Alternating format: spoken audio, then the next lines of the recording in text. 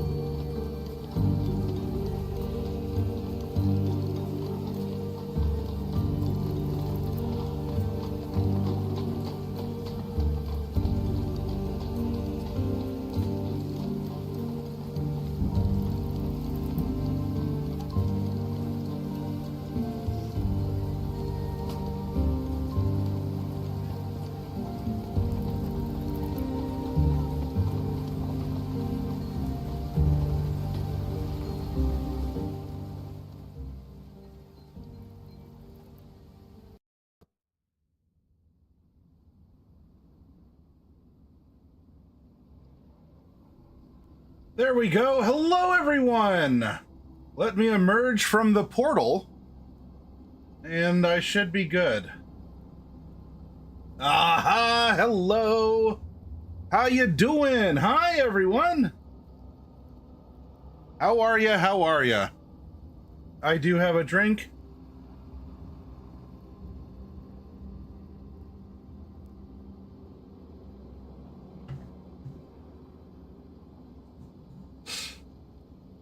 My hair is tousled.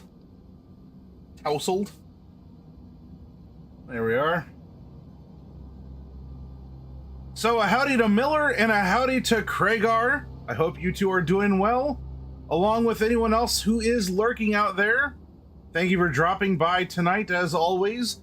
Now, it is the beginning of a new week of broadcasting. We did not have Vampire on Tuesday because Vampire is happening every other Tuesday. So this next Tuesday will be Vampire the Masquerade.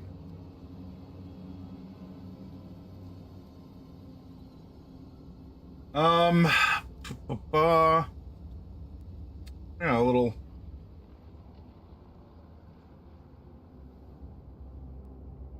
little coffee in my stash here.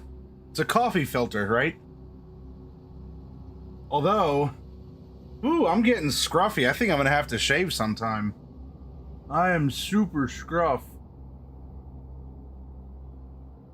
Getting ready to attempt. Oh, nice. What are you painting tonight, Miller? What are you painting tonight?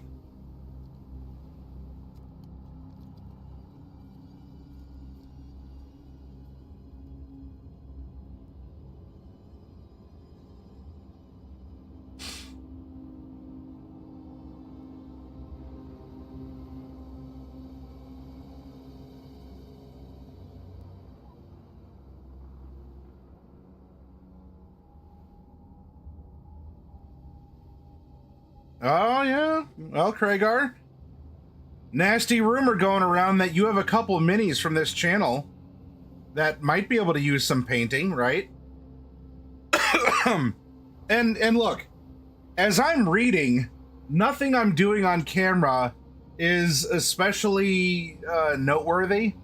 You know, I'm not wildly gesticulating or doing shadow puppets or anything. So if you all do something else, if you're painting while listening, especially during the narration, then go ahead, be productive.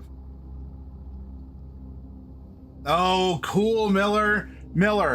I absolutely want to see what one of those painted Anubai? Anubis is. I want to see what you do with one of those. 100%.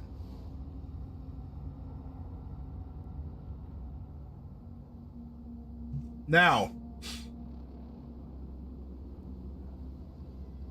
yeah, just a few. Also, Kragar, I'm glad I'm glad you're liking the new emotes. Hey, Diadems, good to see ya. How you doing, my friend?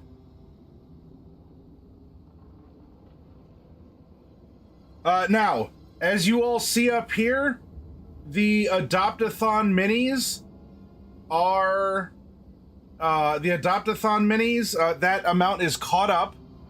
I'll get to that in a moment, but first, a preview of some things to come soon.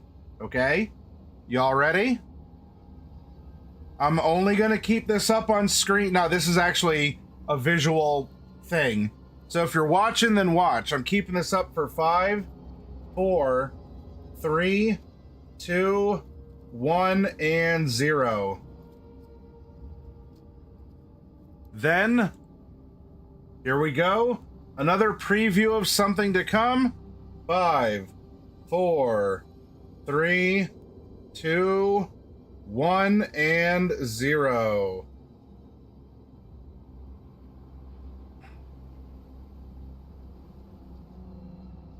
Now, whatever could those be? Hi, Lucius. Whatever could those be?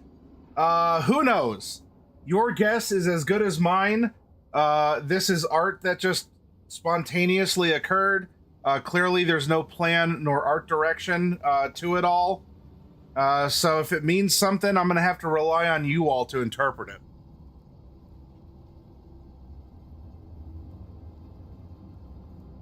There's some other random art I have, but I can't show it off just yet.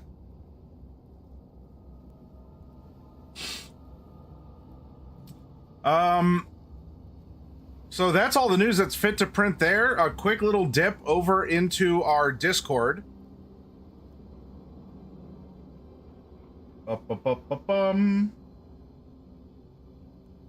Where's my Discord? Aha. There's Discord. Hi.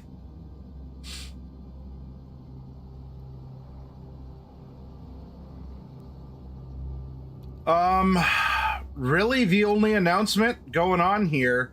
Well, one, if we go to the community spotlight, if you play Pokemon Go, Sage has been doing an excellent job of posting up these promo codes. In fact, I need to redeem this one. I need to redeem this one.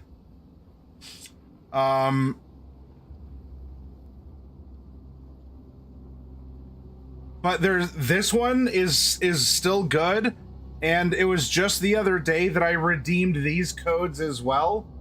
So if you do play Pokemon Go, input these and get the rewards for them.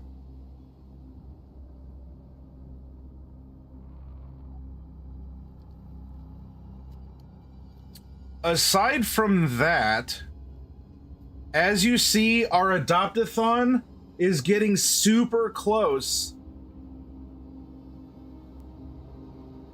It's for some legendary Pokemon and some items for a Kyurem fusion, Bat Espada. If you go to that channel, the things that Satirical Sage posted have the specifics for it.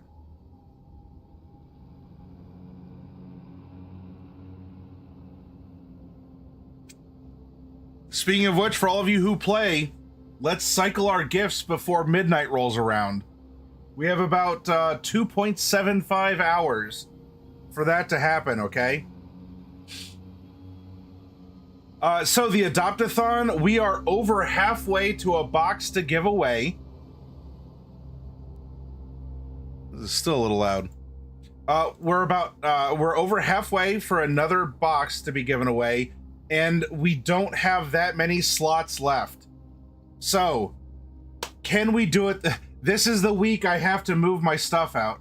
I sent a message to the building owner because I was finally able to get a hold of her. And I said, look, I still have some things in the other office. I'm working on getting them out. I'll be close to it.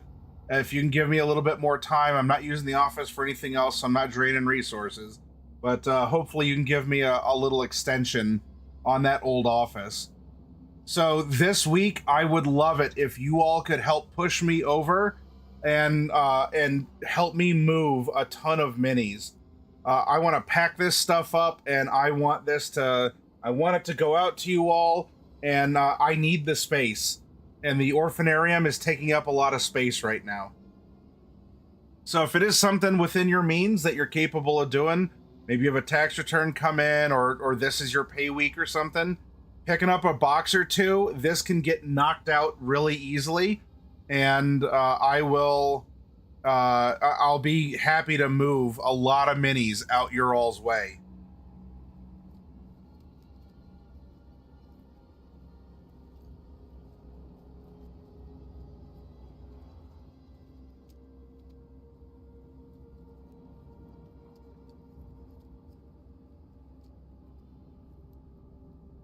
All right, I believe that is the news that is fit to print.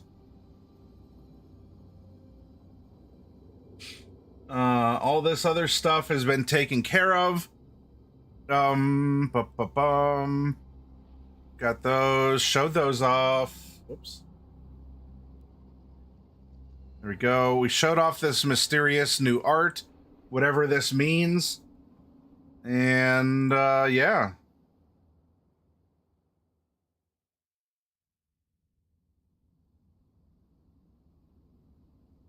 I swear there was something else. Oh, yeah! I haven't made an announcement about it over on Craigar. Sorry, I opened up the viewer tab to see if anyone else was lurking here, and Craigar's name is right in the middle of the list. Although, Craigar, I specifically haven't told you this, okay? So don't tell anyone else who's also lurking here. On Discord, this Saturday,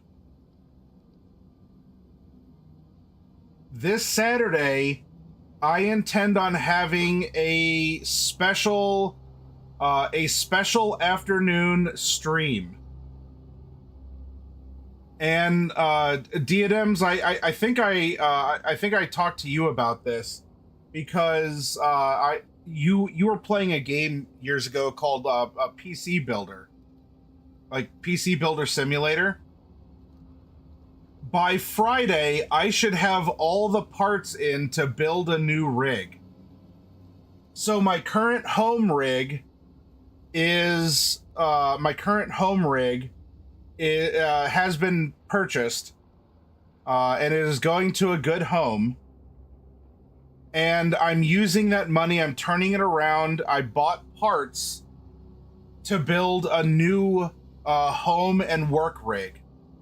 I've never built a computer before, and so I want to broadcast myself building my first computer.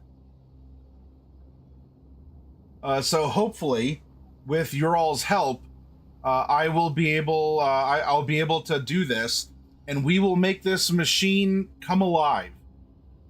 You can watch me electrocute myself, damage hundreds of dollars in parts at a time, and it'll be a grand old time. Plus, Bane. Bane might be making a cameo. Ooh, how about them apples? Part of this year, I want to upgrade a few things to be more productive and to work on other projects as well. This is one way of doing it and bringing you along for the ride as well. Miller, let me tell you, this is a terrible time. This is a terrible time to try and get a video card. Well, at least for what I am going to be using it for. NVIDIA absolutely shat the bed with their 50 series launch. And the cards are out there, but they're all in the hands of scalpers. There's people on eBay trying to sell their 5090s for $6,000, and it has an MSRP of $2,000. And if you get another, like an MSI branded one that has like an extra cooling something or another, it might be $2,300. All of these cards are being scalped, and I'll tell you, the only way I was able to get a card, Miller, was I entered the Newegg. It's a website that sells electronic, like computer parts. I entered the Newegg Shuffle, and I ended up winning the chance to buy. So I didn't win the card. I still paid for it, but I only had to pay MSRP. I won the chance to buy the 5070 Ti. It's not exactly the card I was hoping for, but because the 40 and 50 series are effectively the same card, like the 50 series is a half step. So if you have a 40, you're still doing well for yourself, and you pretty much have a current gen card. But that's caused a huge price compression.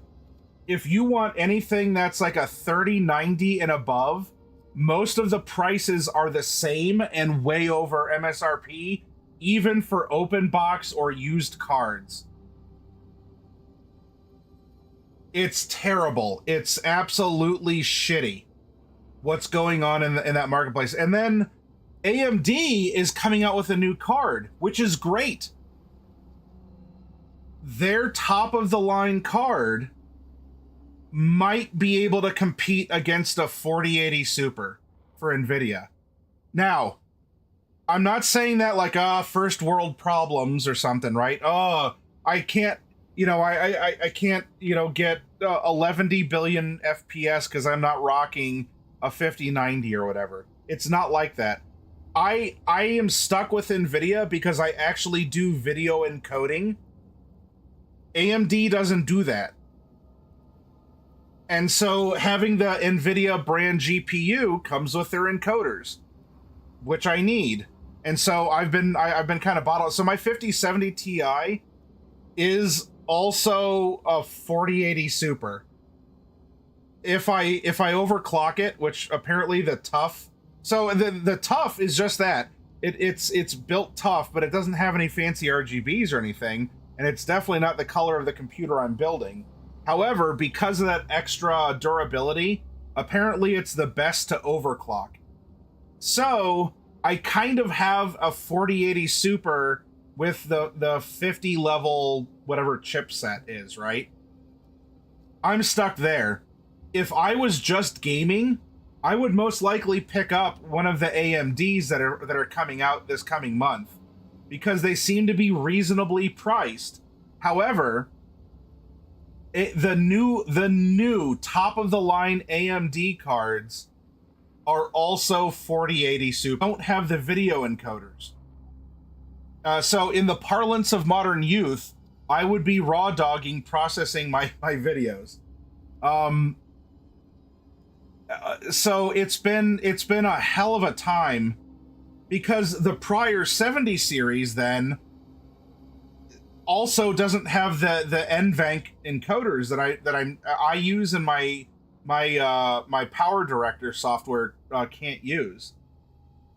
And so I don't want to come across as first world problems, or I'm being a whiny crybaby bougie that, oh, poor Matt can't get a 5090, boo-hoo. Or just go spend $6,000 on eBay, boo-hoo. You know, I am not a first world problemer, but I can't pay like 250% over MSRP to scalpers on eBay. Like, this is absolute insane BS. So I got a card. It is a card. It's not the final card for the rig, because I need something that I can use, especially if I want to broadcast and make more videos with you all, and to ramp up my video production. So yeah, Miller, if you can find, now, depending on your needs, if you're fine going for like a low 40 or a mid 30, which can still do 4K if you just have like the one monitor, or maybe you don't have on like whatever the fake frame generation is, and or you don't have ray tracing all the way up or whatever, you can still do plenty of pretty stuff. I have a 3090 that I currently have, but it's going with this rig to the buyer. So I need a card, right? I need something. But ultimately I'll replace it. And if that's the case, I will not scalp any of you if any of you wanted to purchase the 5070 Ti off of me when it comes time to cycle in whatever the replacement part is. However, I don't know if that's going to happen until summertime, until stock levels and prices normalize. Like, if you want to see ridiculous BS, I mean, just open up an internet browser and go somewhere, right? Yeah. Go to eBay. Go to eBay. In fact, let me make sure I can do this without any sort of personal information here. I'm going to show you some asinine bullshit.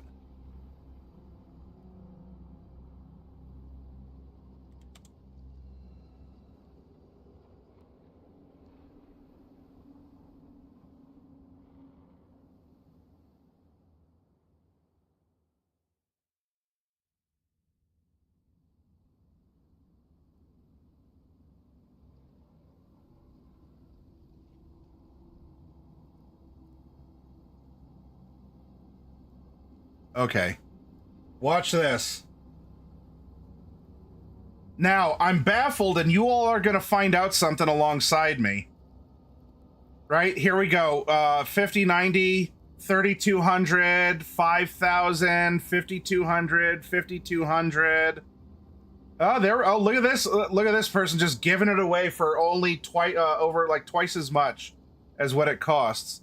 Now, I'm curious. Let's look at this. How is this possible? How are you offering a 5090 at actual MSRP? And how are you offering it below MSRP? We looked everywhere. All right, so this doesn't exist. Why are you showing this to me then, eBay? What's your deal here?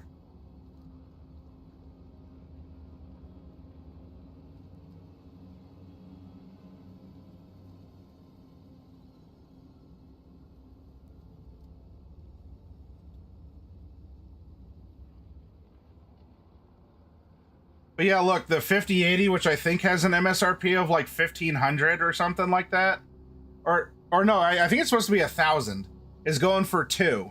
because then the 750s or the 57 the whatever series, those are supposed to be 750. Those are going for 1,000. The 1,000's going for 2. The 2,000 is going for 4 to 5,000.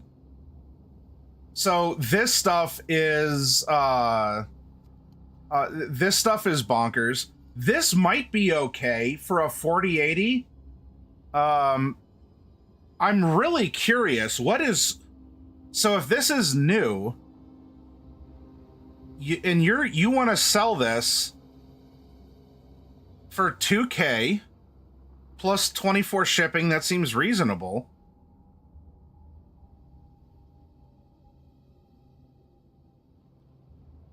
What? Oh, so what's the deal with... I look at this and I'm like, all right, well, new seller.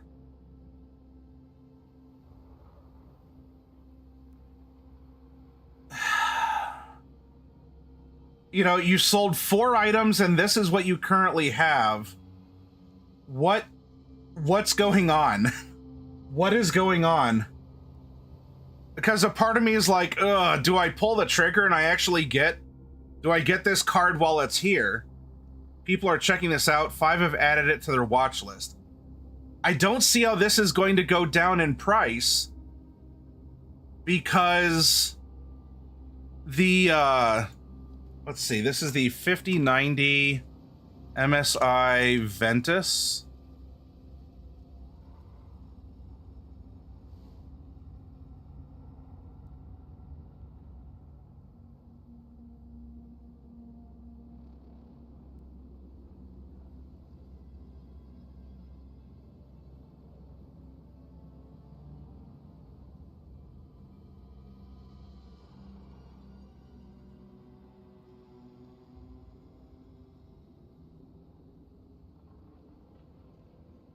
It seems like it's a no frills card. Like I don't see it. It doesn't have a bunch of RGB on it.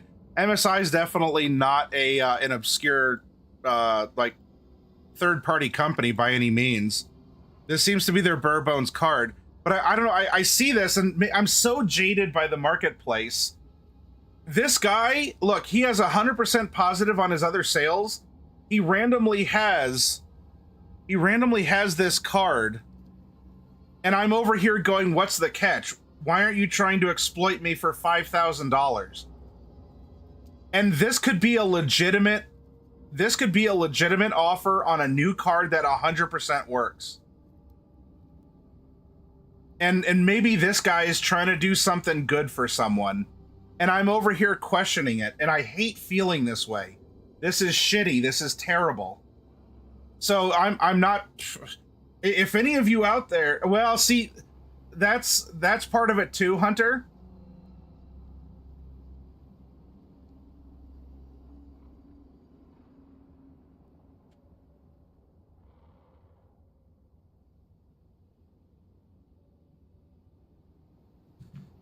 Hi, ma'am.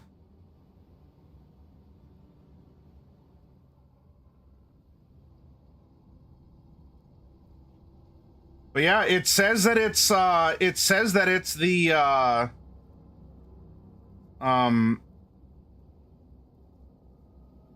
in its original this is the thing, not just a picture of it. Oh, it says OC poster. Oh, is that what it is? Oh, maybe an 18-inch long poster. Oh, it's saying chipset. Ventus OC size 1.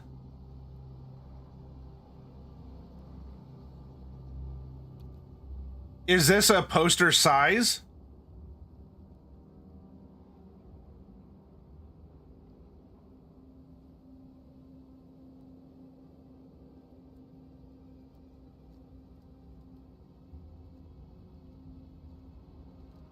Am I missing something that said poster? Pardon. No, she's judging your souls, everyone. As you do. Because it is listed in graphics and video cards. And it is saying that this is the chipset or whatever. Oh, wait. Oh, item description. Oh, I see.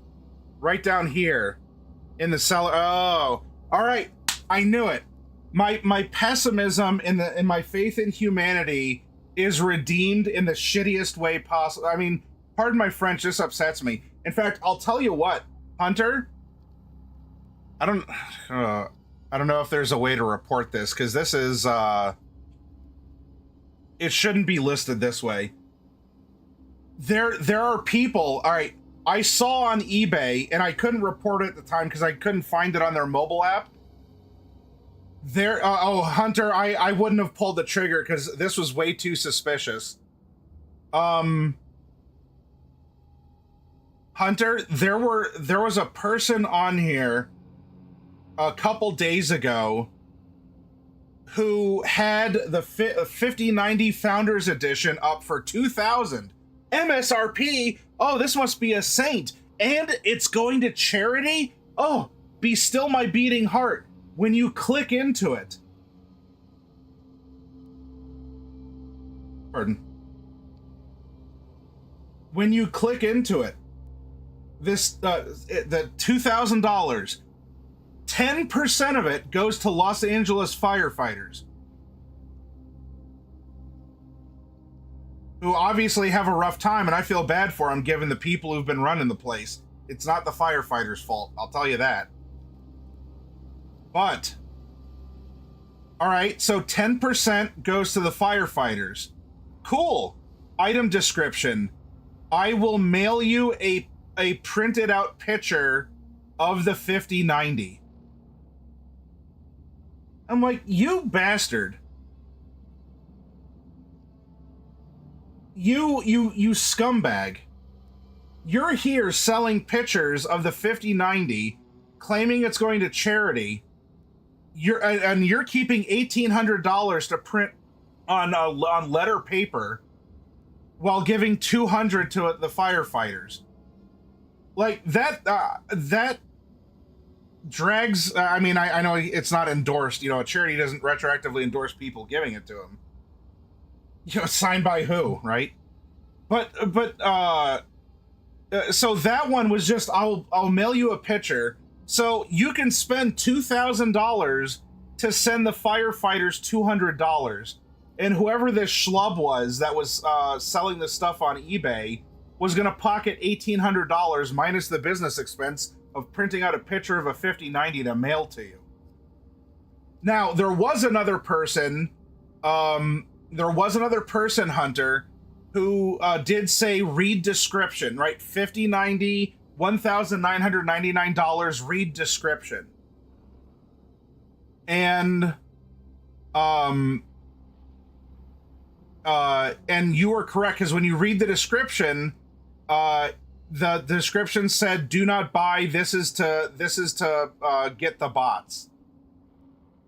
Now, the other thing didn't mention that at all, which is why I'm a lot more upset that this person was running more of what feels like a scam than someone who at least is pretending to be altruistic and ding these scalping bots for $2K for nothing, right? For a printed out picture or whatever, right? However, I did see the following day all of those have been taken down.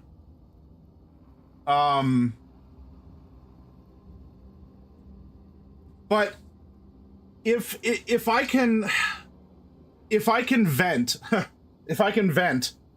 have Frozer fans, because I'm a lay epic gamer, if I can vent, I honestly feel terrible that I see this and I say, what's the catch, instead of this person is being a decent human being and trying to get someone out there a nice card at the market value. And look, I don't want any of you to think I'm a hypocrite, because in my business, people resell cards, especially singles, all the time. There are market fluctuations. So I get it. And while I can be angry at scalpers, and there's a difference between, I guess, repurchasing or reselling and being a scalper. Though, hey, you know what? Bias alert. If I'm biased in some way, call me out on it. But asking $6,000 and you're keeping the card. But I also am very upset with NVIDIA's, rollout of this card, because it is only a half step from the 40 series. And there's the small defects that are coming in with the power cables, and they're called ROPs. It's a texture processor where there are mechanical defects where you don't get the full, like, not all these like little nodules are working on your card, and you're gonna have to return them through a supplier that doesn't have enough supply anyway. And because the 50 series is a 40 series with glitter, okay? The 50 series is the 40 series with nail polish, you know, a bright, shiny, sparkly nail polish. The 40 series was taken off production, so no more 40s are being made, only 50s. The 50s are all sold out and being scalped, and the 40s, which are effectively the same card, are the same thing. And now there's no more of them, so they're even more scarce. They're still in a very viable life cycle, you know, part in their life cycle, but there's no more of them being made. And so that's why the prices, like all the mid-range cards, are going up because of both scarcity and people trying to squeeze every single, you know, buck out of another person. And so, you know, there's more on their way, I'm sure, but I don't know if prices and availability are going to stabilize until summertime. I was until I randomly won that Newegg shuffle where I could get a 5070 Ti, which, hey, it's a card, and any port in a storm. I would rather have a card for the computer I'm building than not, right? It's not the card I'd prefer, but what else am I going to do? Especially because Newegg allowed me to buy it at ticket price, at MSRP. They weren't jacking it up or anything. So that was nice. I got very lucky, and so that's what that is. Hey, Bane. Yeah, the 40 series. Heard this from GameStop. They had a guy who would fund his card collecting with cards found in packs. Same thing with me and finding my dream pickup for a cheap price. Yeah, I'm on eBay. Yeah, Bane. Oh yeah, and I didn't have to buy it. I didn't have to buy it in a bundle. I didn't have to buy it in a bundle.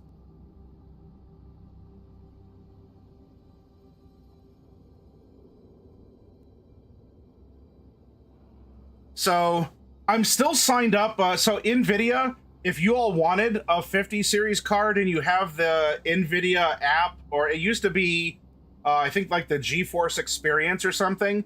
If you had that sometime before January or in January, you can get on a mailing list for when they're available. Also, there's websites like B&H. So if you go to bandh.com, you can also just get an email reminder of when certain cards come back into stock. So maybe one day, I will get the card that I would like to have. But until then, I have a 4080 Super in by way of the 5070 Ti, which, by the way, Bane, I was watching some videos. The 5070 Ti is being compared to a 4080 Super, especially because the tough model, that was the one I qualified for with the Newegg Shuffle, the tough model, because of the way that it's built, tough, right, is probably the best Ti 5070 Ti to overclock. And so that might be a fun thing to do after building the computer if you're still able to make your cameo appearance on Saturday. You know, but you look at this, and all of these are just sitting there, and all these people are sitting on their thumbs. You know, if that's what they're into, hey, that's fine, but it will get uncomfortable after a while. You know, they're shooting their shot, but if they're not selling at 4,300, this person's not going to get it at 5,300. But it's not coming down in any sort of meaningful incremental way.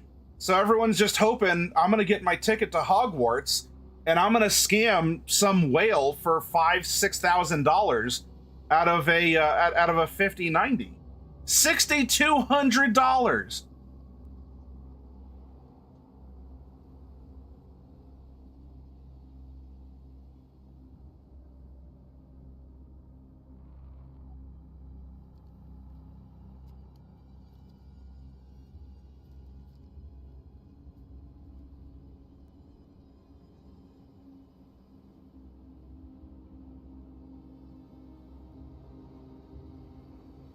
You're on the waiting list for a 1080. A 1080 Ti even? Yeah, the toughs, I guess, because they're military grade or whatever, or they have certain like sealers or material. They run cooler with like tighter fits or whatever, and because of that, like there's no RGB, there's no frills to it, but they run cooler, and so you can actually juice it up to do a little bit more.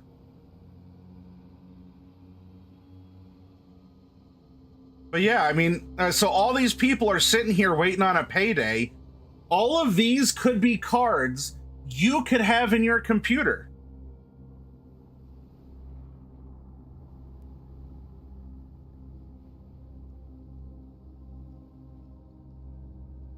You know, but Twitty Han here needs to get 5K on presumably a $2,000 purchase at Micro Center in person, or 2,000. I mean, whatever. This might have been. This is the Republic of Gamers Astral.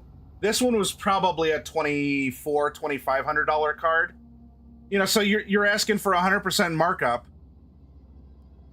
Like, Twitty Han, I don't know you, and I'm not brigading you, but damn, dude, come on. Like,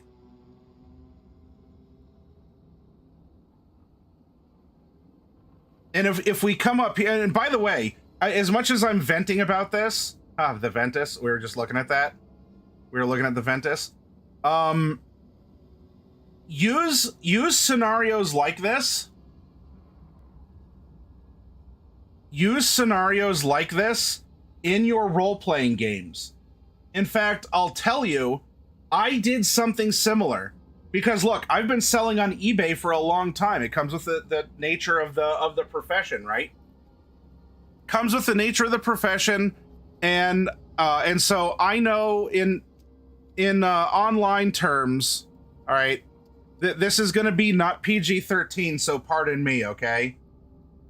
I know how things in the marketplace can get fucky-wucky. All right, that, as the modern youth are wont to say. What I did in one of my D&D games, this was a long time ago, I had some chaotic evil antagonists. They weren't the villains, but they were definitely antagonists. And they were going around and as they had lost faith in sort of the lands and the systems of governances, you know, they were abandoned by people, and there's other issues that went into it. So that they weren't just lol random, I'm the Penguin of Doom, holds up a spork. They weren't like that. But they had access to large amounts of money. And so what they would do is roll into an area. They would buy as much food as what people would sell them, especially meat, and then they would destroy it. And then they'd move on to the next town. And so it was legal, right? People were being paid. People sold them this food. But they bought it all at once, and then they just destroyed it and moved on to the next town.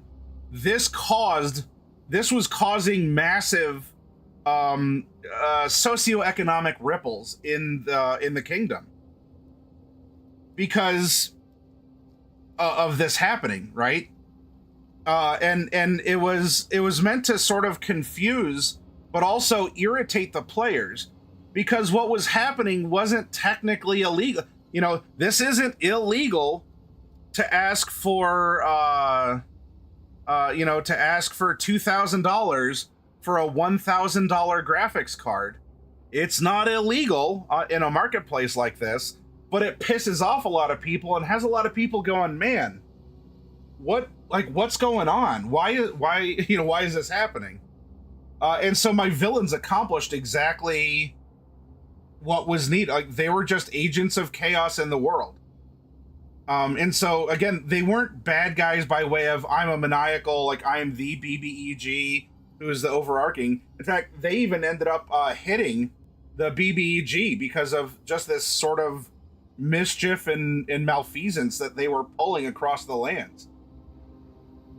I'm a dirty capitalist. I understand the capitalist system, Kragar, so I can vent about it. I also understand it, but there's a point when there is a point when even a reasonable person like me will get fired up, and I'll say this, this really sucks. And also, for someone who's been watching the market for a very long time, these cards have been sitting here at these prices for a while. They haven't been moving. Not that, this is taking up a lot of space in someone's warehouse. They're not paying a lot of overhead, but you have a lot of individuals who are holding on to these boxes.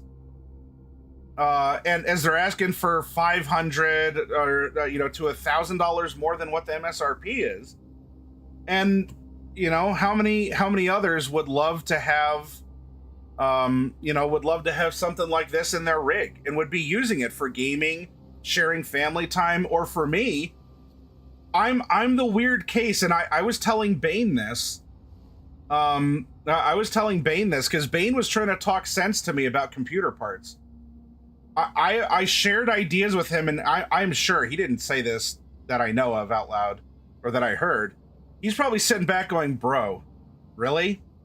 And I told him there's a method to my madness. The reason why I want the parts that I want aren't just so I could, show off on social media for clout or to somehow flex on other people. But it's just been such an aggravating thing because I'm the weird rare case where I actually want to use the more expensive higher end components for a particular reason. And I chose the worst time to want to build a computer. And if not for getting lucky on Newegg, then I wouldn't even have a computer to build, because I would.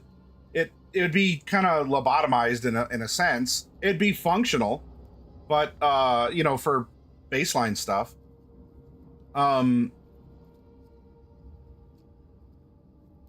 Oh yeah, and Bane, you provided your own foible example of a foible.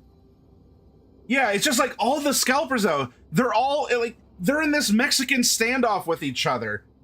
Instead of driving down prices, it's like, all right, partners.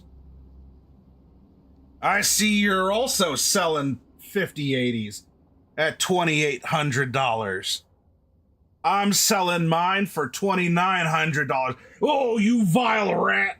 I'm gonna sell mine for $3,000. Oh, you sumbitch.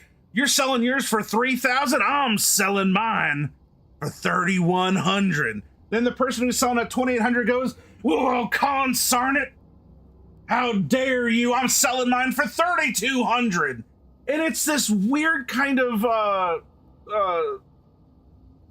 circular back and forth motion that's happening with the resellers who are just sitting on cards that aren't moving because the initial real market has either been flooded or isn't willing to pay these prices, and they're all sitting here pointing at each other, cocking their shotguns at each other's faces,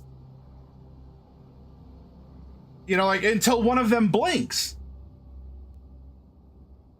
But the prices haven't gone down yet. It's such as someone who I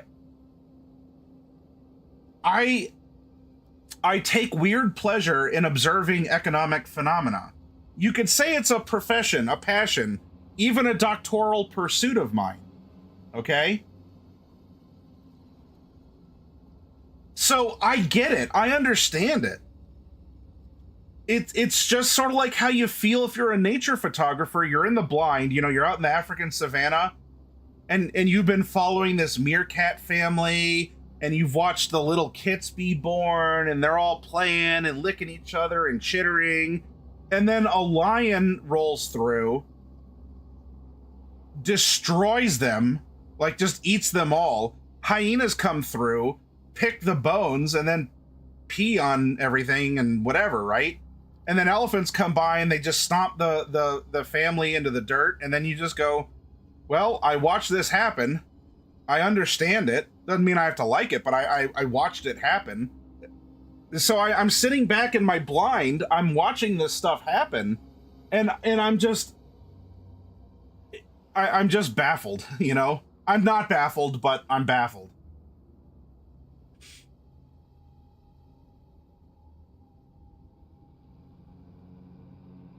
Business competition drives down prices, price fixing between manufacturers, no yeah, exactly, Bane. Yep, all right, Kragar. Now, Bane. Hey, Capo, good to see you. Bane, I do firmly believe that Intel entering the GPU market is going to be good, and they do need to go through their initial sort of like low mid-tier their low mid-tier, you know, phase, because right now Nvidia is the only one who does the graphical processing with their NVENC stuff, or at least who have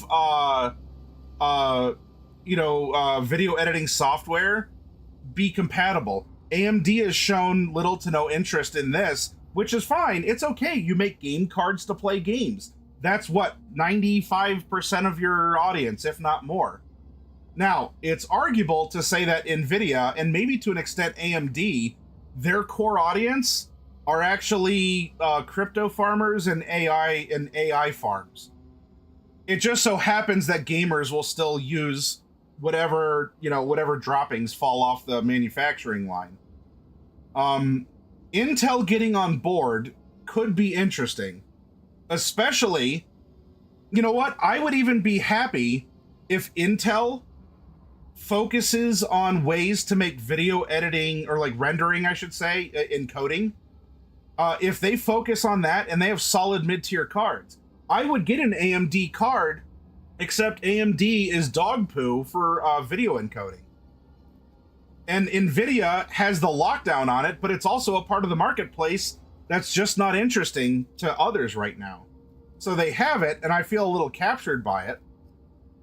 But you know, with Intel entering, this maybe will shake stuff up, or it'll produce something more than, all right, so you have Nvidia, which is like the Cadillac, and then you have AMD, which is like the Buick. So it's still luxury, but it's like not as luxurious.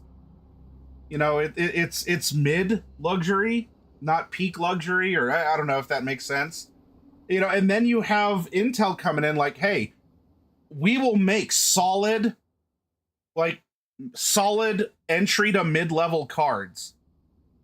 We'll make them inexpensive, and if they could do something that can encode video as well, chef's kiss.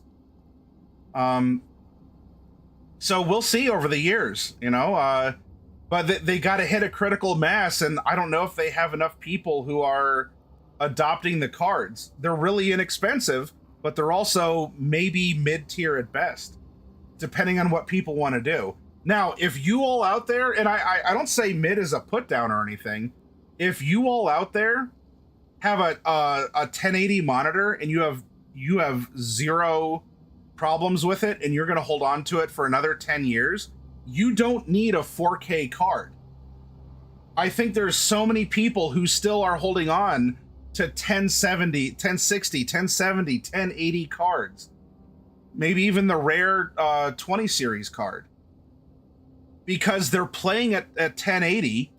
If you're playing a game at 1080, 30 FPS, it looks good to you and you're having fun, you don't need to drop $2,000 on a graphics card or have some sort of, 11 billion pixel gaming monitor. You're set. And so actually, something like Intel and AMD are actually competing for your business, because they're dangling like, oh, well, have you thought about 1440? 4K's out there, that's fine. Maybe you could run 4K on us, but have you thought about going from 1080 to 1440? Or do you want to do 1080 but then have the nicer stuff included? That's a lot of people still. And it might still be a lot for people to come for a while. There's a really big comfort zone in tech with people saying, I have a 2080 monitor, or maybe there's people out there who have a 1440. And they say, this is good, this is pretty. Compounding that is the fate. Have you considered running 720? Compounding that is the fact that there's a lot of the AAA games that used to excite people are just the flavor of the year. All right, it's the next Madden, it's the next Forza, it's the next Call of Duty. It's the same garbage that's recycled over and over again. There's not a lot of innovation. There's not a lot of creativity. And there's been a lot of missteps in the AAA field when it comes to characters and story elements. So why buy the latest title if you're not sure it's going to be a pile of garbage in one way or the other? Or if not garbage, it's going to be a pile of recycled scrap. Because then if you go onto Steam and you buy these indie games that look pretty in 720 or 1080, you can't tell the difference because it's retro pixel, or it's a 3D game made in Unreal Engine, but it doesn't need ray tracing. It doesn't need all the other stuff. And you go, I'm fine. What am I going to do? Am I going to play Minecraft in 8K, 240 FPS? I don't need a 5090 to play Minecraft with my kid. I don't need a 5070 Ti to play. I don't know what's a popular indie Steam game right now. That's kind of like a low resource. There's a lot that, to play Undertale. You don't need a high-end graphics card to play Undertale, and you have hours of fun. And on top of that, you get to make a cultural connection with people who have also played that game. So, yeah, AAA is a handful of actual games and a boat of crap. And, I'm not going to get into the culture war issues. I think the final shots in that are working their way out of the system. But it has just been the same over and over and over again. And so, do you need the cutting, bleeding edge if what you have is still going to work? Because anything new coming out is not going to be compelling enough for you to need to upgrade. I mean, how long has it been before games stopped being for the PS4? For a long while, even after the PS5 launched, they were still backwards compatible with the PS4. One, because people could barely get the PS5 at the time. And there's exclusivity issues about buying a PlayStation, but way more people had PS4s that were making them happy. You can only make stuff so pretty right now. You can only make stuff so pretty without entering into development hell and cost bloat. And there's a point where you can have ray tracing and all this fancy stuff, but people, even if they have the capability of showing off everything, it looks nice, is the comment you get back. Well, you know what also looks nice? Minecraft looks nice. Undertale looks nice. Do you need to be a AAA company spending $320 million in 5 years on a game that looks nice because people either have just assimilated ray tracing and have just accepted it as the norm, and so it's not outstanding, or it's not as dramatic a visual improvement as, say, going from the N64 or the Super Nintendo era into the PS2 era, or even the PS1 to PS2 era. When the PS2 came out, remember, I'm in my 20s. When the PS2 came out, my mind went pfft, Is this cinematic gaming? Are we at the precipice where we're playing through movies? Wow. Then the PS3 came out, then the PS4 came out, and I am not convinced that that graphics are graphics can only get so good. Not without something else fundamentally changing. And so a lot of people are fine at 1080. Maybe some have adopted 1440 or even have a 4K monitor, even if they're playing 1080 things on it, just because 4K is kind of the next standard, and it could definitely do 1080, so why not upgrade if you're going to upgrade, right? And so there's just this, now there's this era where you can only push the graphics so far, and audio-wise, we already have games that are in 7 point... Phasmophobia is a 7.1 surround sound game. Phasmophobia is a 7.1 surround sound game. This is an independent game made with mostly recycled, not recycled, but like Unity assets, because it was made by a small independent team. So in terms of audio, especially audio quality, but also video quality, it's diminishing returns, which then puts the focus on writing and compelling gameplay. Now that the market's saturated with at least 1080p monitors as the starting, as the norm, are you writing something that's compelling, that's new or interesting? And when these studios are sluicing out the same slop, and it's not compelling, or it's the same story as something had been, because it's the remake, reimagine, recycle, redo, reboot, redone, remastered, whatever. People have already experienced the story, so maybe they'll play an old story for slightly better graphics. But then if your stories are garbage, or if your corporate culture is garbage, why is anyone out there going to say, yeah, you know what? Maybe I should, spend thousands of dollars on an upgrade when I'm having fun playing video games by myself or with friends or family that don't require that cutting bleeding edge. Which is why I think AMD just said, you know what? Our best graphics card isn't going to be in a 4080 Super on a drag strip race. Our best card is a 4080, maybe, on, if it's a warm day, or I guess a cold day. If it's a cold day in your office, it'll beat a 4080 Super. And that's what they're going for, I think, are those people who say, I just want to play games.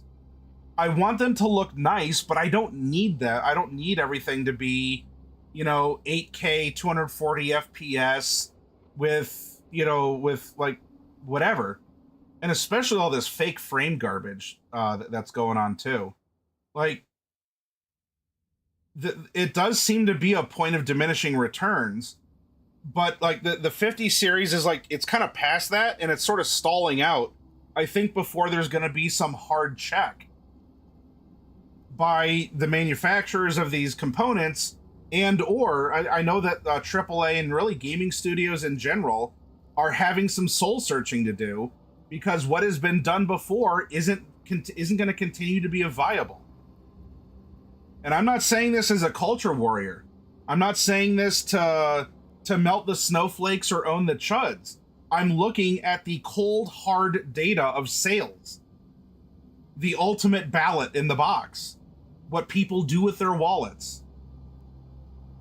It's nice if something is considered or people are included or whatever, but if no one's buying it, then the cultural point isn't even made, because you couldn't get it out in front of people to be considered, or to sort of force it in front of them, or whatever the philosophy is by the director or the writers or whatever corporate approval group or whatever, right? So that's not even happening.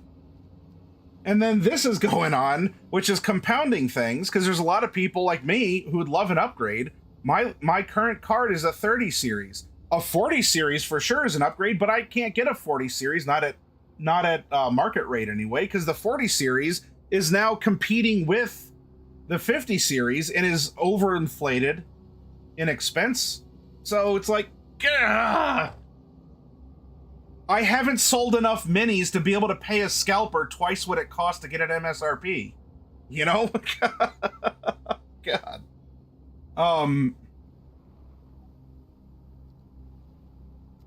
Diadems, I'll tell you this as well. You can get a speaker setup. There are headsets. This is a Logitech, and they're not the only ones who do it. This Logitech headset can do 7.1. Now, that 0.1, these aren't going to go brrrr with bass, but you do get a rumble with them. And so I can get 7.1 sound out of a headset. And they're super comfy to wear. They fit my huge head. So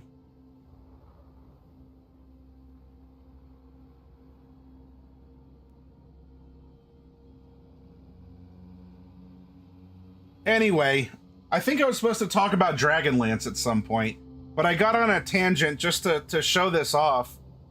And, you know, and just say, my goodness, like, it's frustrating, and it's not even the scalper's fault. Because ultimately, if the manufacturer had more supply, or, you know, there's other ways of getting the cards out there that would circumvent the scalpers, which, like, complaining about scalpers is like complaining that there's, you know, if you, what would be a good comparison? It's like complaining that there's flies on a dog turd, okay? Like, oh, can you believe all these flies on this piece of dog crap in my lawn? Well, I can. Have you done anything to remove the dog crap? No. Why are you complaining about the flies then? They're just doing what flies do. Scalpers are gonna scalp. Like, knock me over with a feather, and I'm sure I could knock you all over with a feather too, if I told you that scalpers are gonna scalp. However, if you remove the dog poop before the flies come in, or you have ways of keeping neighborhood dogs off your lawn, or any host of other things, then you can't complain about the flies. Maybe every once in a while a fly gets into the house. Yeah, that sucks, but it happens. They're everywhere. But if you're leaving the dog poop in your yard and you're complaining about the flies, I don't know what to tell you. I cannot logically communicate with you. All I can do is just nod my head or communicate through emotion. Like, and even if I'm outraged alongside of you at the audacity of the flies crawling over a massive pile of dog poop in your yard, that doesn't even help the dog poop. You might feel better because, oh, well, this other person agreed with me that it's outrageous. But no one's done anything. So the flies are still going to be there, and they're going to make more flies because they're going to lay eggs in the poop. There's going to be more flies coming out of the poop to then lay more eggs on the poop to finish it off. Like, so someone has to do something. And ultimately, the buck stops with the manufacturer, with the lawn owner, with, you know, because, yeah, does it suck if someone was walking the dog? Should that person know better or be prepared to pick the dog poop up and be courteous to neighbors? Absolutely. Every day, that person should. And so there is a responsibility on that person. Though it is still the lawn owner who owns the lawn on which there is dog poop. And it sucks because you don't want that to happen, but it does. And if you're not doing anything to keep the dogs away, or confronting the dog owners, or picking up the poop, or contacting City Hall, or doing any other number of measures, you can be as offended as you want, as often as you want, but it will never stop. It will never stop like the flies on the dog poop in your yard that you refuse to pick up. And you're going to live a very tired and terrible life being offended at flies, because your behavior is just like that life cycle. You don't do anything to stop the shit. you keep laying eggs in it and it keeps spawning more frustration. So at some point, someone's going to have to stop the poop. You know? God. Oh, yeah, Miller. Yep. A good piece of poo should have no flies. They ruin the ambiance of the poo pile.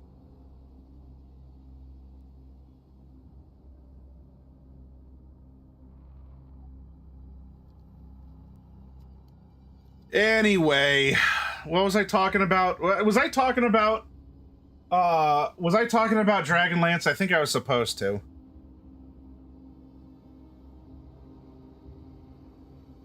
You know, Miller, you actually reminded me. There was a farm video I was watching, because I watch all sorts of stuff. I watch like people who are wow, the name just dropped out of my ear live in front of you all. Horseshoe, right? Or people who tend to animal hooves, farriers.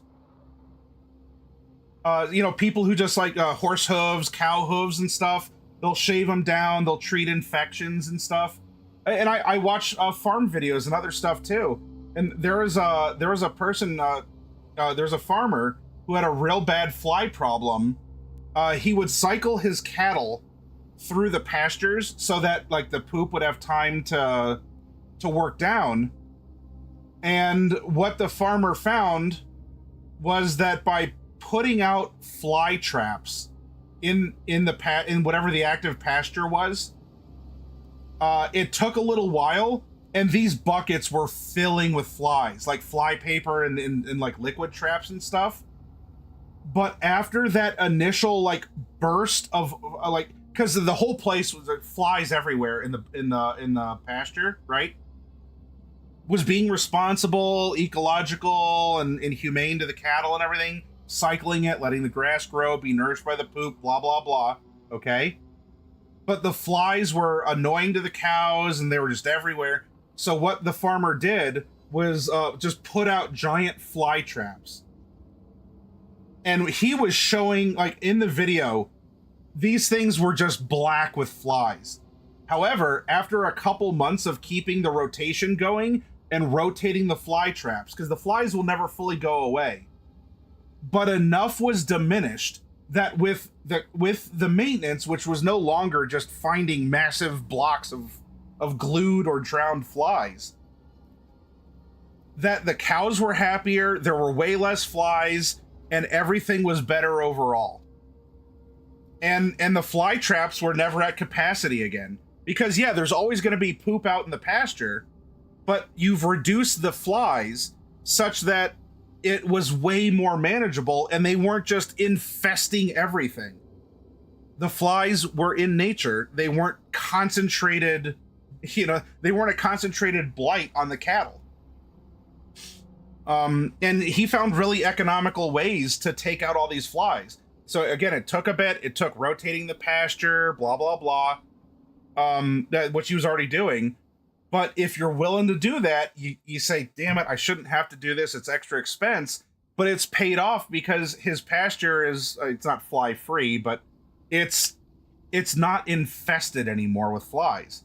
And the cows do their business. The cows are happier. They don't have flies crawling on them or whatever. Everyone wins. Hey, Blue Joy. Well, furries do like hooves. Some of them do. A farrier. Yeah, that's the one, Kragar. Because I keep thinking iron. You know, Ferris. Was it something like that? But yeah, people like hooves, furries. I keyed. Anyway, Blue Joy, you arrived at an interesting time. As I've been talking computers.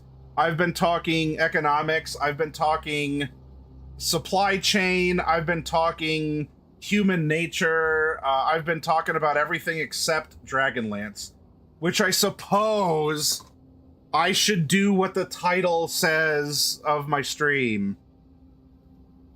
I suppose.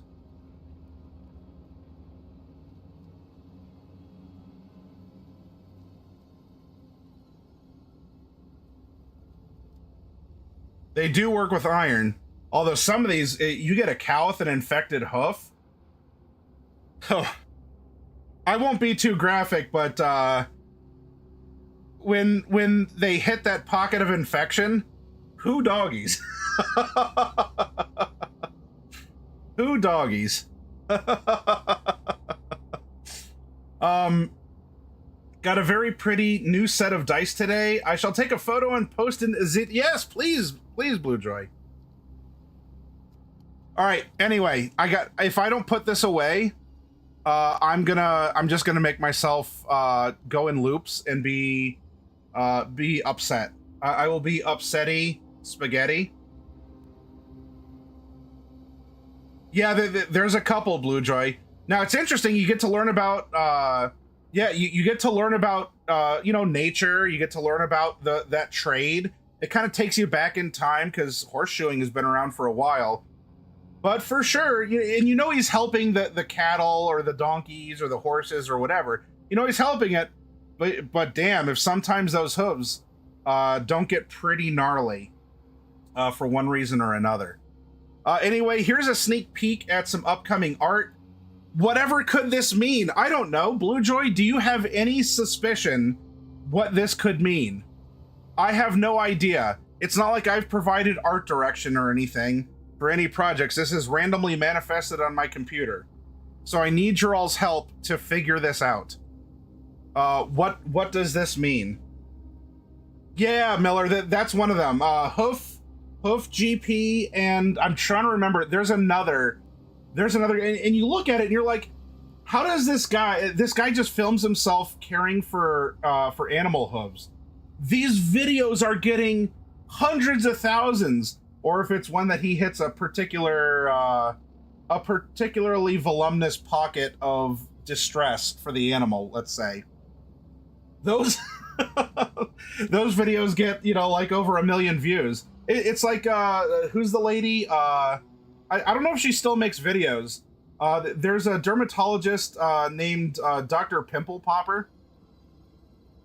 She gets she does like legitimate dermatological stuff, right?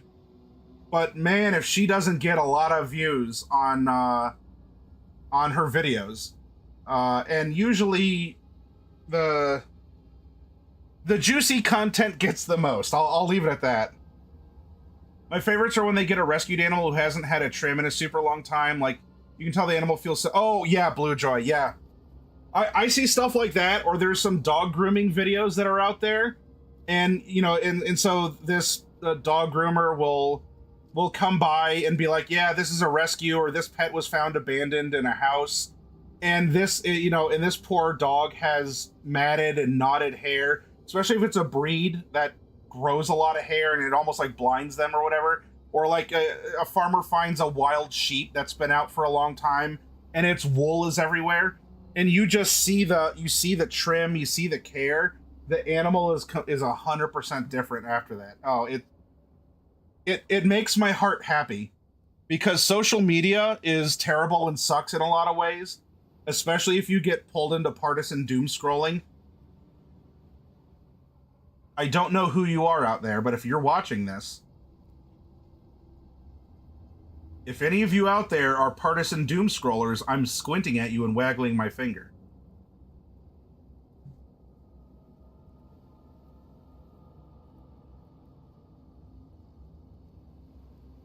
Oh, you watch her stuff, Miller? Yeah. There's even a guy. There's a guy who trims lawns and does and also does like sidewalk restoration, like power washing and stuff. And he'll go to either abandoned homes or like homes of people who probably might be shut in for some reason, elderly or whatever. And he'll just trim up the property, and he won't charge him anything. Now, you can say, well, he's making money off the content, and yes, that is true. But it's still people who are doing these, these nice things. So, anyway, any old who. I am out of liquid, so why don't I make myself juicy? by consuming more liquid. I'm gonna get up and stretch for like 5 minutes, and when I come back, let's pick up some Dragonlance, okay? Remember, sites like this have a ton of information, but they also have spoilers. So watch out for spoilers if you haven't read the book or gotten that far. All right, everyone? I saw one where he started work on the property and mentioned a horrible smell coming from an open window, and it turned out to be a body. Whoa! Like a lawn trimmer, like was just doing a random cleanup and smelled this. Craigar says it's crazy how some of those lawns look after. Like there was a sidewalk there. I know. Even for mine overgrows a bit. And even if it's like half an inch or an inch and it's on both sides, you're like, oh, you know, like nature's reclaiming the sidewalk.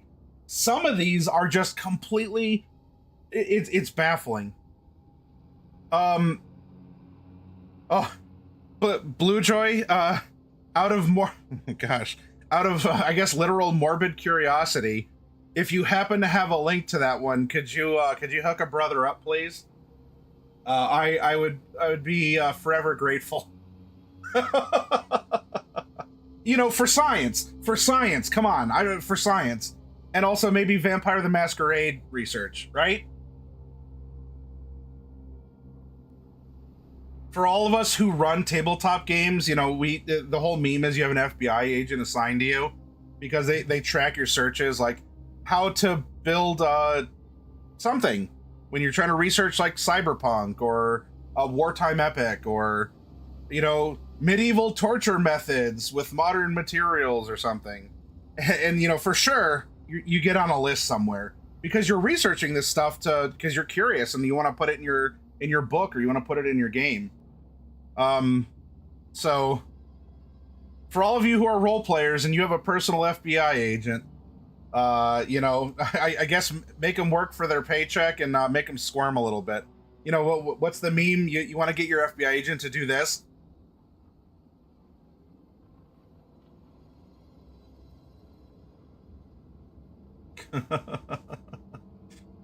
Yeah, it's probably a Bardic Media post, Craigar. Anyway, let's take a 5-minute break. Pardon. 5 minutes, stretch, refresh yourself, and then we're gonna get to reading, okay? We're gonna get to reading, I promise.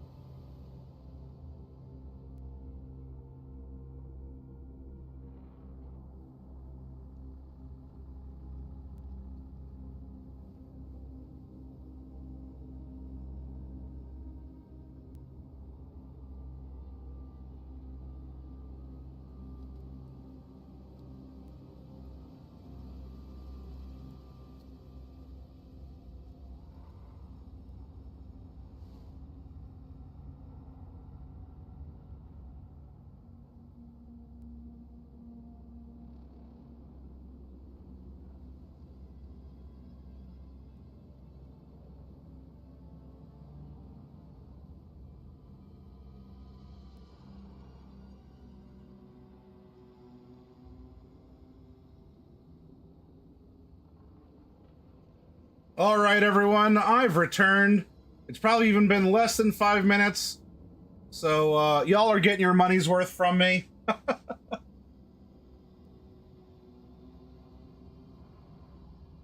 I think it's time to do some reading. Y'all ready for some edumacation, some book learning? Now, where we left off, and I'm gonna see if we can finish. I'm gonna see if we can finish the Dragons of Autumn Twilight this week, especially because hopefully, if everything comes in all right, a computer building stream on Saturday, and I would love it. That means I could probably have a Saturday stream as well. We'll see. But hey, Capo, again. I would love to see if we can get if we can get the rest. There's not that many. Look, we're over halfway in a community box, and then we have 1, 2, 3, 4, 5, 6, 7, 8, 9, 10, 11, 12, 13, 14, 15, 16. We have 17 and a half boxes to go. I'll get them all packed up and shipped out to you all. What a whirlwind this is going to be. I would love it if we could get these 17 and a half boxes finished, done and over. I got that gargantuan gargantuan Tiamat to give out to one of these names as well. So if you're interested and you're watching, especially if you're over on YouTube, hello YouTube, join our Discord. Now the bot, 1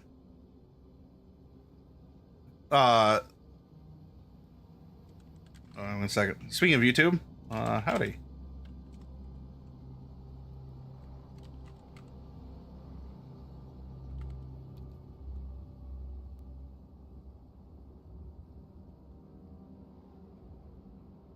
There we go. You can see comments elsewhere.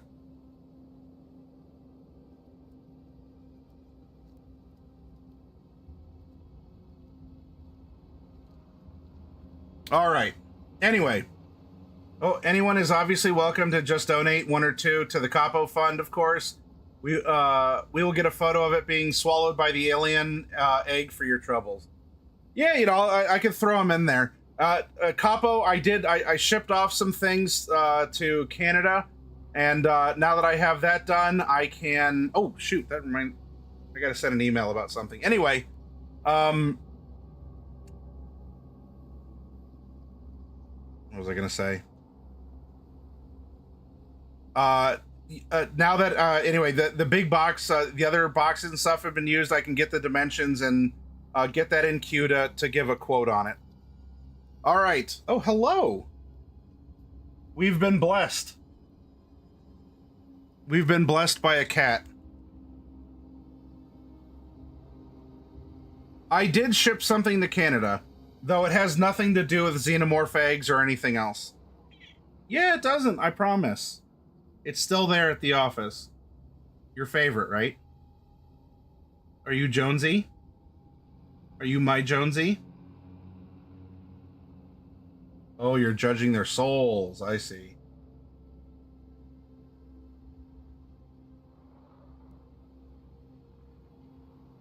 I see.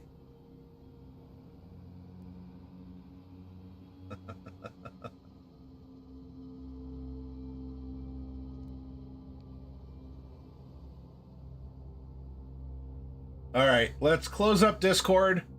Once again, we have the wiki here to make sure that I am supporting the I'm supporting the cause. If you haven't read this story, though, be careful about wikis and other referential sites, because it'll spoil stories for you.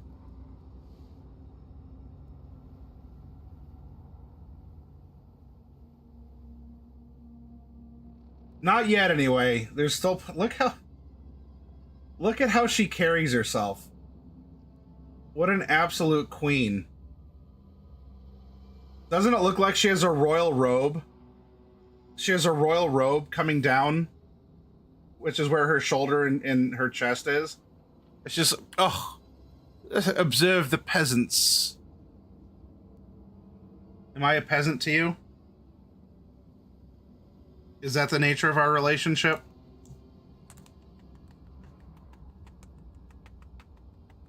That's it. Tail's coming off. Chop, chop, chop. This tail, gone. I mean it this time. This tail, dropping to the floor. Just you wait. I've seen this in Minecraft. You can punch a tree until it falls off. Cattail doesn't stand a chance. Thump, thump, thump, thump, thump, thump, thump. Thump, thump, thump, thump, thump, thump, thump, thump, thump, thump, thump, thump, thump, thump, thump. All right, move your booty butt. Come on, I gotta read.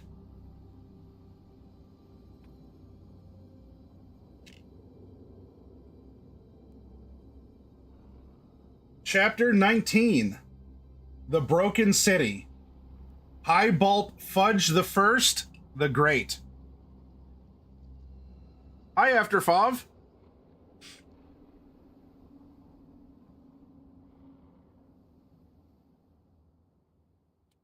Oh, wait a minute. Did you... What happened? Oh, did I run out of juice? I did. I bet I ran out of juice in that. Hold on.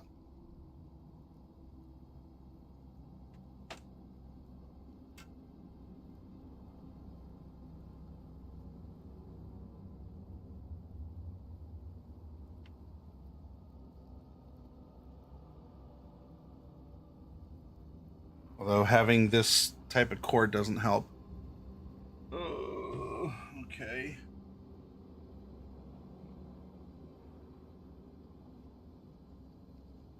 One second.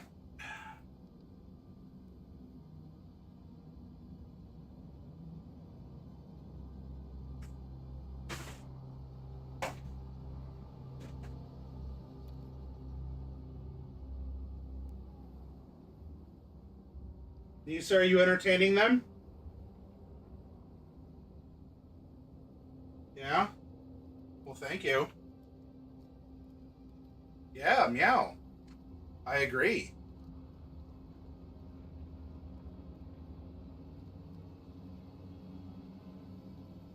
Everything is meow. Nothing is not meow.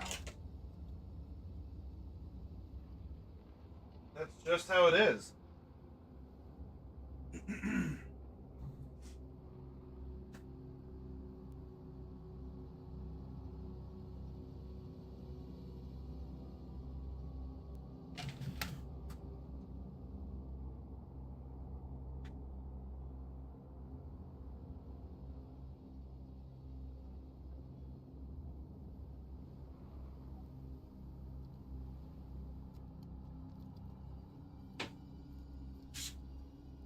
Alrighty.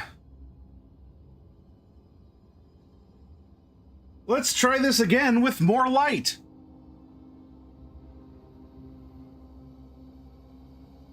We are in an underground kingdom. Let's get some music. The Undercroft. That'll work.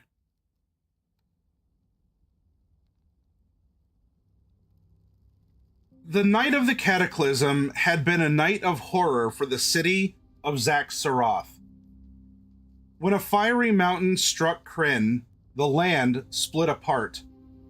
The ancient and beautiful city of Zaxxaroth slid down the face of a cliff into a vast cavern formed by the huge rents in the ground. Thus, underground, it was lost to the sight of men, and most people believe the city had vanished entirely, swallowed up by New Sea. But it still existed, clinging to the rough sides of the cavern walls, spread out upon the floor of the cavern. There were ruined buildings on several different levels. The building the companions had fallen into, which Tanis assumed must have been a bakery, was on the middle level, caught by rocks and held up against the sheer cliff face.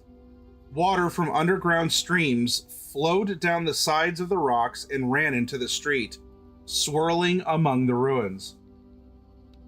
Tanis's gaze followed the course of the water. It ran down the middle of the cracked cobblestone street, running past other small shops and houses where people had once lived and gone about their business. When the city fell, the tall buildings that once lined the street toppled against one another, forming a crude archway of broken marble slabs above the cobblestones. Doors and broken shop windows yawned into the street. All was still and quiet, except for the noise of the dripping water. The air was heavy with the odor of decay. It weighed upon the spirit. And though the air was warmer down beneath the ground level than up above, the gloomy atmosphere chilled the blood. No one spoke. They washed the slime from their bodies, and the flour from Tass, as best they could, then refilled their water skins. Sturm and Caramon searched the area but saw no draconians. After a few moments of rest, the companions rose and moved on. Bupu led them south down the street beneath the archway of the ruined buildings. The street opened into a plaza. Here, the water in the streets became a river flowing west. "Follow river," Bupu pointed. Tanis frowned, hearing above the noise of the river another sound, the crashing and roaring of a great waterfall. But Bupu insisted, so the heroes edged their way around the Plaza River, occasionally plunging ankle-deep in the water. Reaching the end of the street, Uh-oh. Thank you very much, Osaka-chi. Cheers.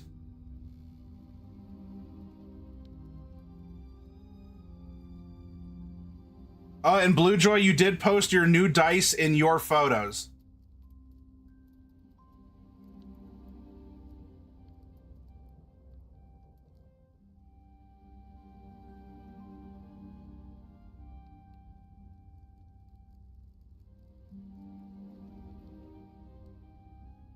Tanis frown. Okay, that was a. Sigma. Uh-oh. Who's the skibbitiest of them all? Me, I'm the Sigma. You underestimate my skibbity powers. Let me show you how skibbity I can be. Thank you, Kragar. Kragar SF stands for Skibbity Fun. Kragar Skibbity Fun, thank you very much. Or are you Kragar Sigma friend?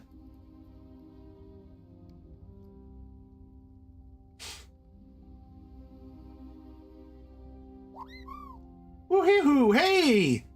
Jacance, thank you so much. That is so generous of you. Kapadrazi, welcome back to being on Team No Ads.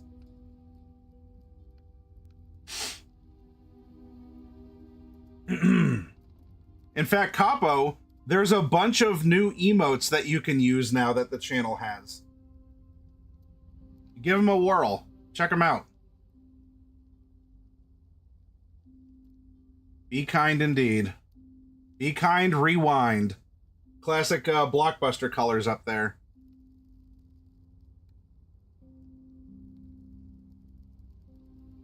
But Bupu insisted, so the heroes edged their way around the Plaza River, occasionally plunging ankle-deep in the water. Reaching the end of the street, the companions discovered the waterfall. The street dropped off into air, and the river gushed out from between broken columns to fall nearly 500 feet into the bottom of the cavern. There rested the remainder of the ruined city of Zax-Saroth. They could see by the dim light that filtered through cracks in the cavern roof far above that the heart of the ancient city lay scattered about on the floor of the cavern in many states of decay. Some of the buildings were almost completely intact. Others were nothing but rubble. A chill fog created by the many waterfalls plunging down into the cavern hung over the city.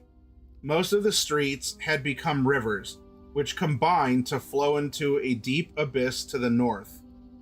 Peering through the mists, the companions could see the huge chain hanging only a few hundred feet away, slightly north of their present position. They realized that the lift raised and lowered people at least 1,000 feet. "Where does the High Bulp live?"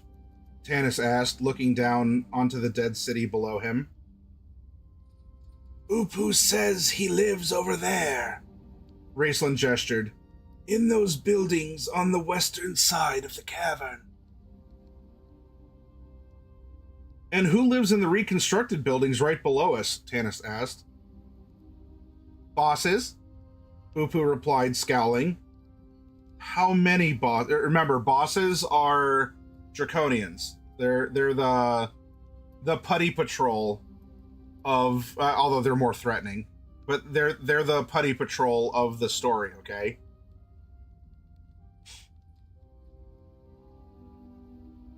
One and one and one. Upu counted until she had used up all her fingers. "Two," she said. "Not more than two."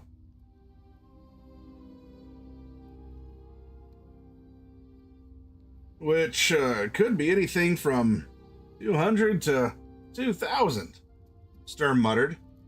"How do we get to see the High Whoop?" "High Bulp," Upu glared at him. "High Bulp Fudge 1, the Great."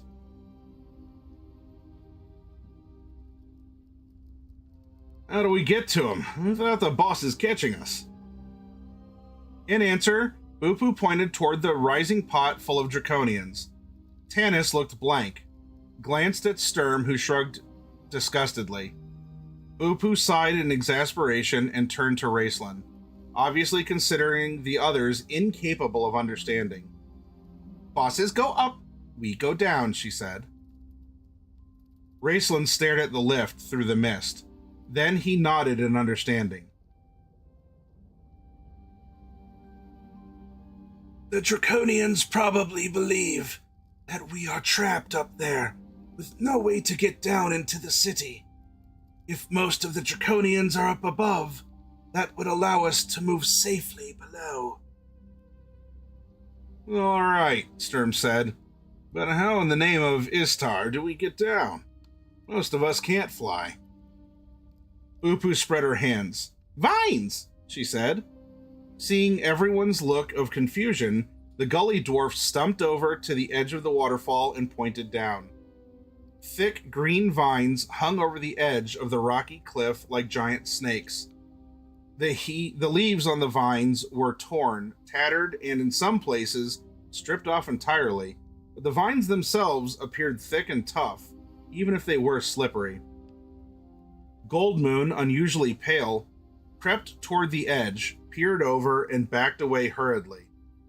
It was a 500-foot drop straight down to a rubble-strewn cobblestone street. Riverwind put his arms around her comfortingly.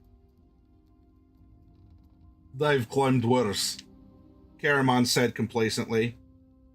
"Well, I don't like it," said Flint, "but anything's better than sliding down a sewer." Grabbing hold of the vine, he swung himself over the ledge and began to inch slowly down, hand over hand. "It's not bad," he shouted up.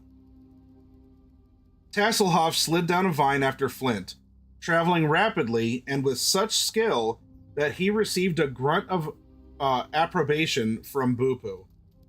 The gully dwarf turned to look at Raceland, pointing at his long flowing robes and frowning. The mage smiled at her reassuringly. Standing on the edge of the cliff, he said softly, "Featherfall."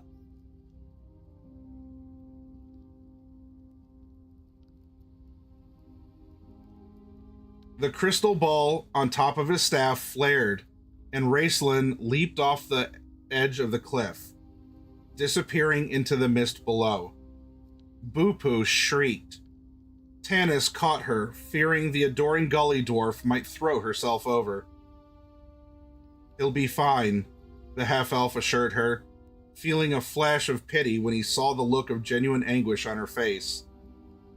"He is magi," he said. "Magic, you know." Bupu obviously did not know, because she stared at Tanis suspiciously, threw her bag around her neck, grabbed hold of a vine, and began scrabbling down the slippery rock. The rest of the companions were preparing to follow when Goldmoon whispered brokenly, "I can't." Riverwind took her hands. "Kantoka," he said softly. "It will be all right. You heard what the dwarf said. Just don't look down." Goldmoon shook her head, her chin quivering. "There must be another way," she said stubbornly. "We will search for it." "What's the problem?" Tanis asked. "We should hurry." "She's afraid of heights," Riverwind said. Goldmoon shoved him away. "How dare you tell him that?" she shouted, her face flushing with anger. Riverwind stared at her coldly. "Why not?" he said, his voice grating. "He's not your subject. You can let him know you're human, that you have human frailties. You have only one subject to impress now, chieftain, and that is me." If Riverwind had stabbed her, he could have inflicted no more terrible pain. The color drained from Goldmoon's lips. Her eyes grew wide and staring like the eyes of a corpse. "Please secure the staff on my back." No, I'm sorry, that wasn't Riverwind, that's Goldmoon. "Please secure the staff on my back," she said to Tanis. "Goldmoon, I didn't mean," he began. I guess that might have been Tanis. Anyway. "Do as I command," she ordered curtly, her blue eyes blazing in anger. Tanis, yeah, that was Tanis. Tanis, sighing, tied the staff to her back with a length of rope. Goldmoon did not even glance at Riverwind. When the staff was fastened tightly, she started toward the edge of the cliff. Sturm jumped in front of her. "Allow me to go down the vine ahead of you," he said. "If you slip." "If I slip and fall, you fall with me. The only thing we'd accomplish would be to die together," she snapped. Leaning down, she took a firm grip on the vine and swung herself over the edge. Almost immediately, her sweating hands slipped. Tanis's breath caught in his throat. Sturm lunged forward, though he knew there wasn't anything he could do. Riverwind stood watching, not a sign of emotion on his face. Goldmoon clutched frantically at the vines and the thick leaves. She caught hold and clung to them tightly, unable to breathe, unwilling to move. She pressed her face against the wet leaves, shuddering, her eyes closed to block out the sight of the terrifying drop to the ground below. Sturm went over the edge and climbed down to her. "Leave me alone," Goldmoon said to him through clenched teeth. She drew a trembling breath, cast a proud, defiant glance at Riverwind, then began to lower herself down the vine. Sturm stayed near her, keeping an eye on her as he skillfully climbed down the cliff face. Tanis, standing next to Riverwind, wanted to say something to the plainsman, but feared to do more harm. Saying nothing, therefore, he went over the edge. Riverwind followed silently. The half-elf found the climb easy, though he slipped the last few feet, landing in an inch of water. Raceland, he noticed, was shivering with the cold, his cough worsening in the damp air. Several gully dwarves stood around the mage, staring at him with admiring eyes. Tanis wondered how long the charm spell would last. Goldmoon leaned against the wall, shaking. She did not look at Riverwind as he reached the ground and moved away from her, his face still expressionless. "Where are we?" Tanis shouted above the noise of the waterfall. The mist was so thick he couldn't see anything except broken columns overgrown with vines and fungus. "Great Plaza, that way!" Boo-Poo urgently jabbed her grubby finger toward the west. "Come, you follow. Go see Highbulb." She started off. Tanis reached out his hand and caught hold of her, dragging her to a stop. She glared at him, deeply offended. The half-elf removed his hand. Please, just listen a moment. What about the dragon? Where is the dragon? Upu's eyes widened. You want dragon? She asked. No, yelled Tanis. We don't want the dragon, but we need to know if the dragon comes into this part of the city. He felt Sturm's hand on his shoulder and gave up. Forget it. Never mind, he said wearily. Go on. Upu regarded Raceland with deep sympathy for having to put up with these insane people. Then she took the mage's hand and trotted off down the street to the west, the other gully dwarves trailing along behind. Half deafened by the thundering noise of the waterfall, the companions waited after, glancing about them uneasily. Dark windows loomed above them. Dark doorways threatened. At each moment, they expected scaly, armored draconians to appear, but the gully dwarves did not seem concerned. They sloshed along the street, keeping as close to Raceland as possible, and jabbering in their uncouth language. Eventually, Uh-oh, Sierra! Sierra, you want to smash? Thank you very much. Oh, Sierra is in with the 36 months. You have a new belt. You should have a new belt now, Sierra Echo. Congrats on ranking up. You want to say something and show it off? I guess it would show off over here for you all.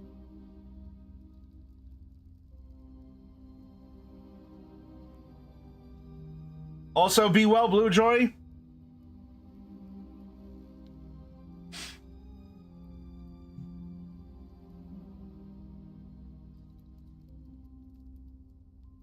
All right, let's continue.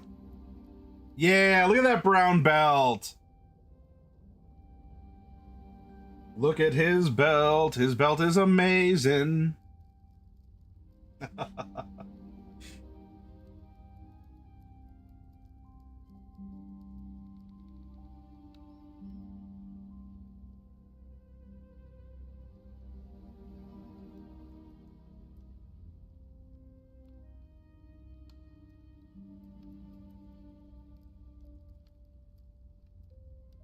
Eventually, the sounds of the waterfall faded in the distance. The mist continued to swirl around them, however, and the silence of the dead city was oppressive.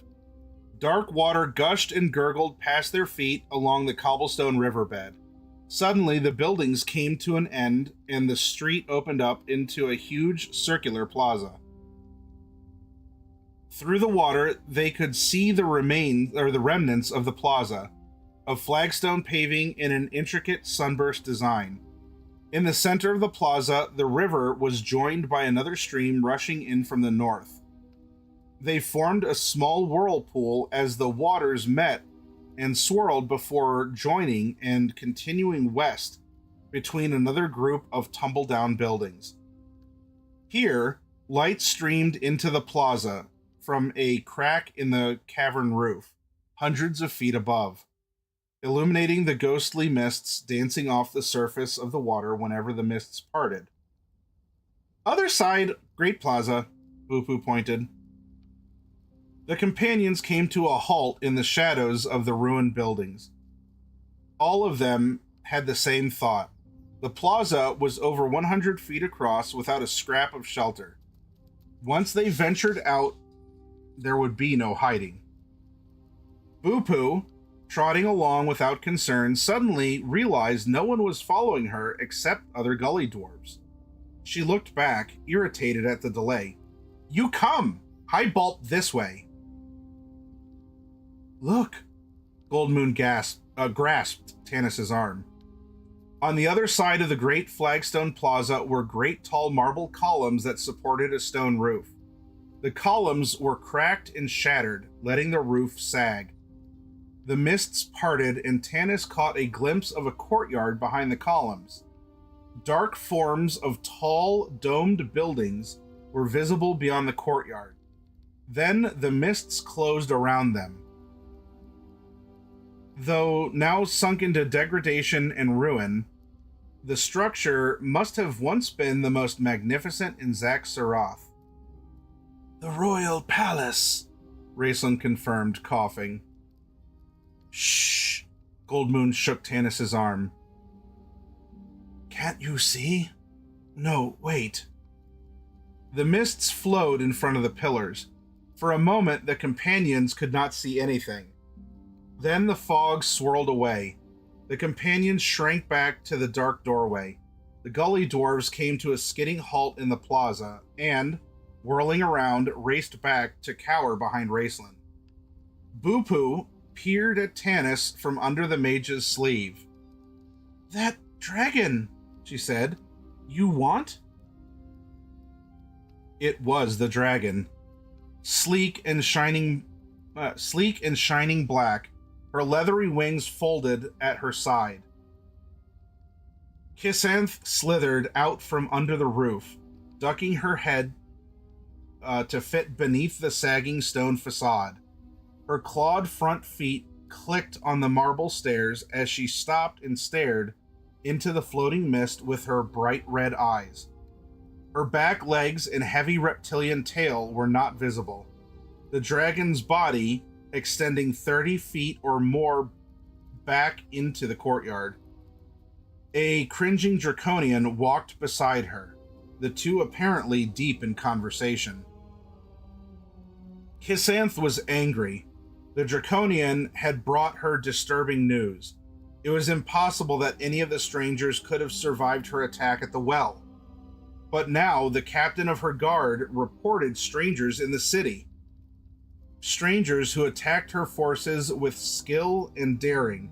Strangers bearing a brown staff whose description was known to every draconian serving in this part of the Ansalon continent.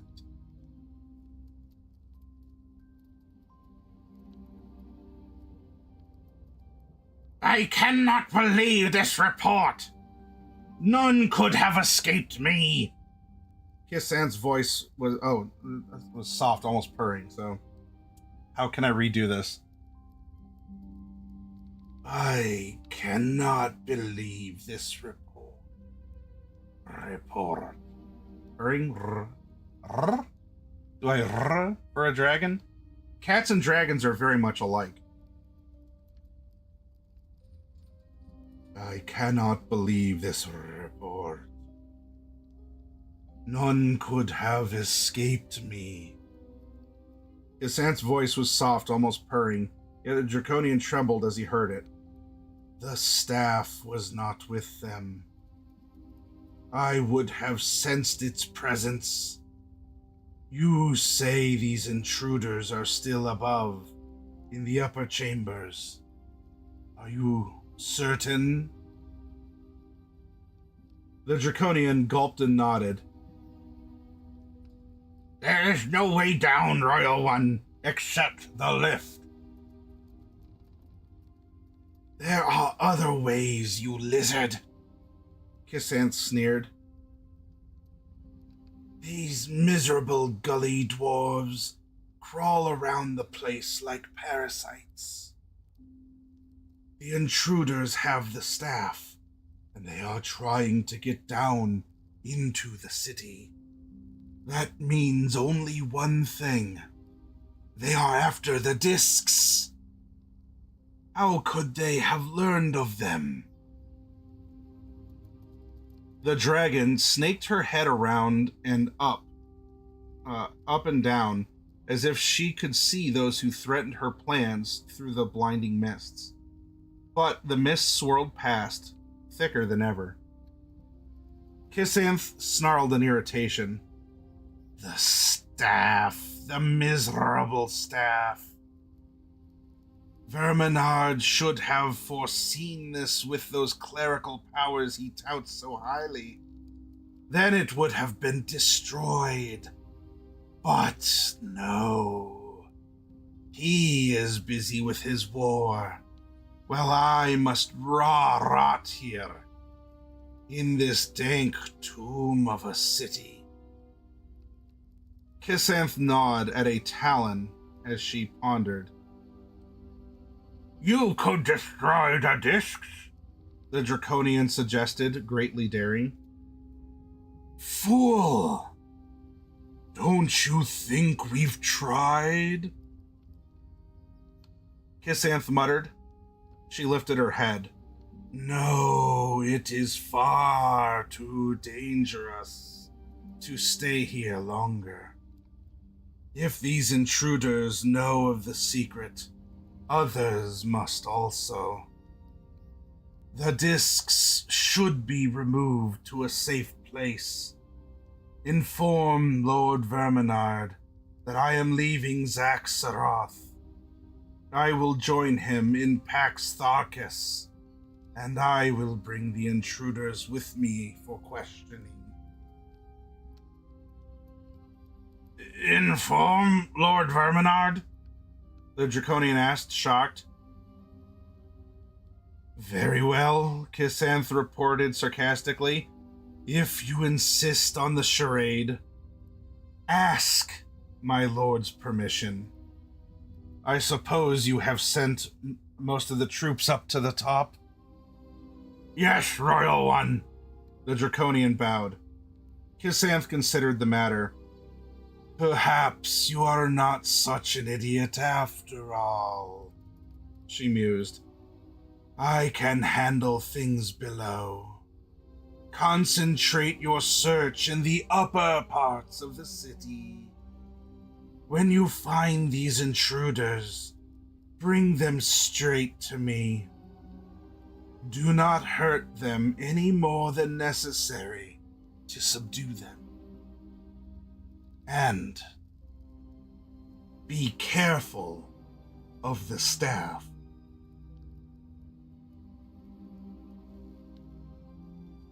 The Draconian fell to its knees before the dragon, who sniffed in derision and crept back into the dark shadows out of which she had come. The Draconian ran down the stairs, where it was joined by several more creatures who appeared out of the mist. After a brief, muffled exchange in their own language, the Draconians started up the North Street. They walked nonchalantly, laughing at some private joke, and soon vanished into the mist. They're not worried, are they? Sturm said. No, Tanis agreed grimly. I think they've got us. Or they think they've got us. Let's face it, Tanis. They're right, Sturm said. This plan we've been discussing is one major flaw. If we sneak in without the dragon knowing, and if we get the discs, we still have to get out of this god's forsaken city, with Draconians crawling all over the upper levels. I asked you before, and I'll ask you now, Tanis said. Have you got a better plan? I've got a better plan, Harriman said gruffly. No disrespect, Tanis, but we all know how elves feel about fighting. The big man gestured toward the palace. That's obviously where the dragon lives. Let's lure it out as we planned, only this time we'll fight it. Not creep around its lair like thieves. When the dragon's disposed of, then we can go get discs. My brother, Raceland whispered. Your strength lies in your sword arm, not in your mind.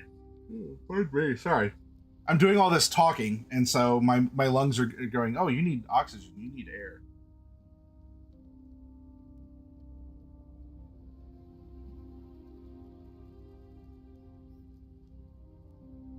Tanis is wise, as the knight said when we started on this little adventure. You would do well to pay attention to him. What do you know of dragons, my brother?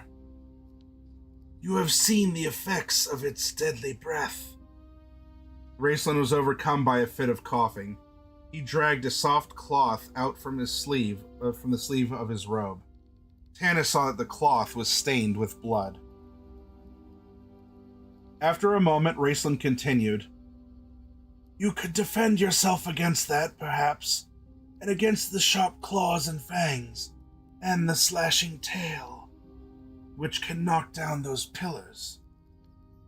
But what will you use, dear brother, against her magic? Dragons are the most ancient of magic users. She could charm you as I have charmed my little friend. She could put you to sleep with a word, then murder you while you dream. All right, Caramon muttered, chagrined. I didn't know of any of that. Damn it. Who does know anything about these creatures?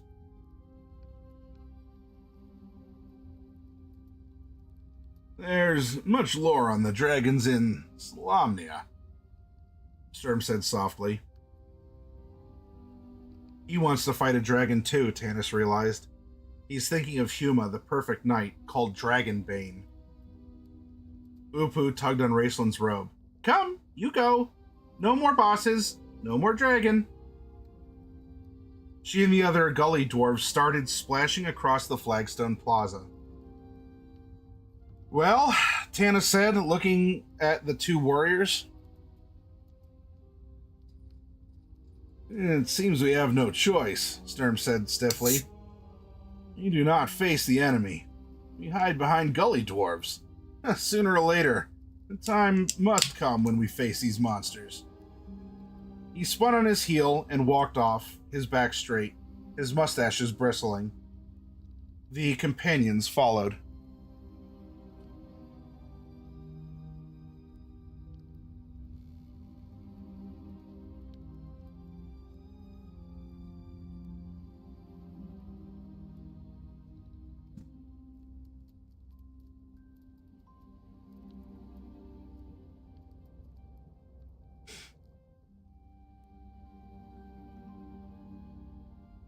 Maybe we're worrying needlessly, Tanis scratched his beard, glancing back at the palace that was now obscured by mist. Perhaps this is the only dragon left in Krynn, one that has survived the Age of Dreams. Raceland's lips twisted. Remember the stars, Tanis, he murmured. The Queen of Darkness has returned. Recall the words of the canticle. Swarm of her shrieking hosts. Her hosts were dragons, according to the Ancient Ones. She has returned and her hosts have come with her. This way! Upu clutched at Raceland, pointing down the street, branching off to the north. This home! At least it's dry, Flint grumbled. Turning right, they left the river behind them. Mist closed in around the companions as they entered another nest of ruined buildings. This section of town must have been the poorer part of the city of Zaxxarath. Even in its glory days, the buildings were in the last stages of decay and collapse. The gully dwarves began whooping and hollering as they ran down the street.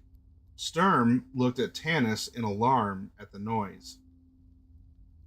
Can't you get them to be quieter? Tanis asked Boo-Poo. So the Draconians, the bosses won't find us? Pooh, she shrugged. No bosses. They not come here. Afraid of the great Highbulb.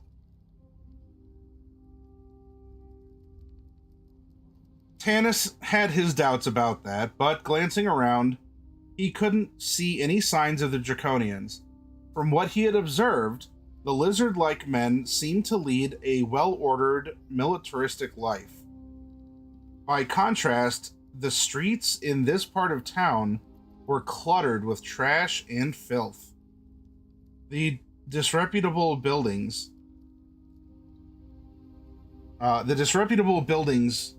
erupted with gully dwarves. Males, females, and dirty, ragged children stared at them curiously as they walked down the street.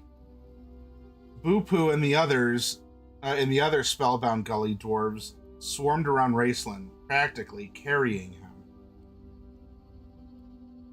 The Draconians were undeniably smart, Tanis thought. They followed their slaves to live out their, or they allowed their slaves to live out their private lives in peace, so long as they didn't stir up trouble.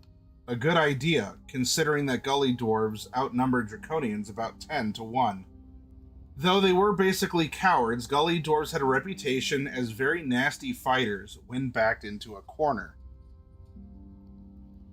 I have to adjust here. My back is killing me after the day.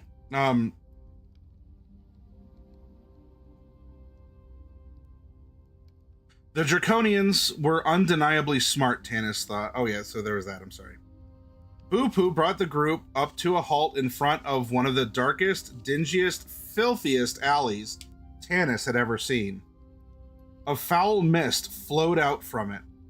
The buildings leaned over, holding each other up like drunks stumbling out of a tavern. As he watched, small dark creatures skittered out of the alley, and the gully dwarf children began chasing after them. "Dinger!" shrieked one, smacking his lips. Those are... Can I get rats in chat? If y'all are subscribers, you have rats. There's also some BTTV rats you can invoke as well. Those are rats, Goldmoon cried in horror. "Do we have to go in there?" Sturm growled, staring at the tottering buildings. "The smell alone is enough to knock a troll dead," Caramon added. "And I'd rather die under the dragon's claw than have a gully dwarf hovel fall on top of me." Boo-Poo gestured down the alley. "The high bulb," she said, pointing to the most dilapidated building on the block.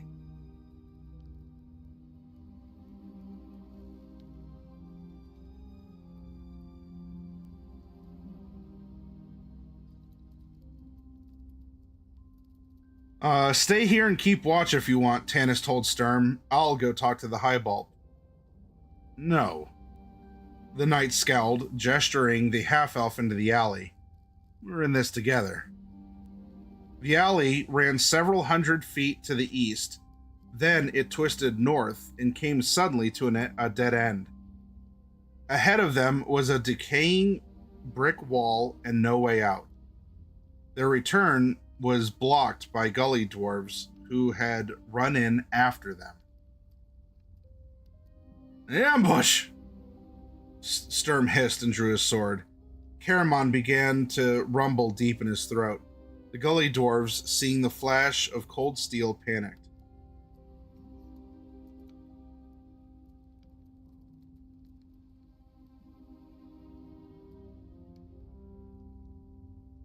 Falling all over themselves and each other, they whirled and fled back down the alley. Boo-Poo glared at Sturm and Caramon in disgust. She turned to Raceland.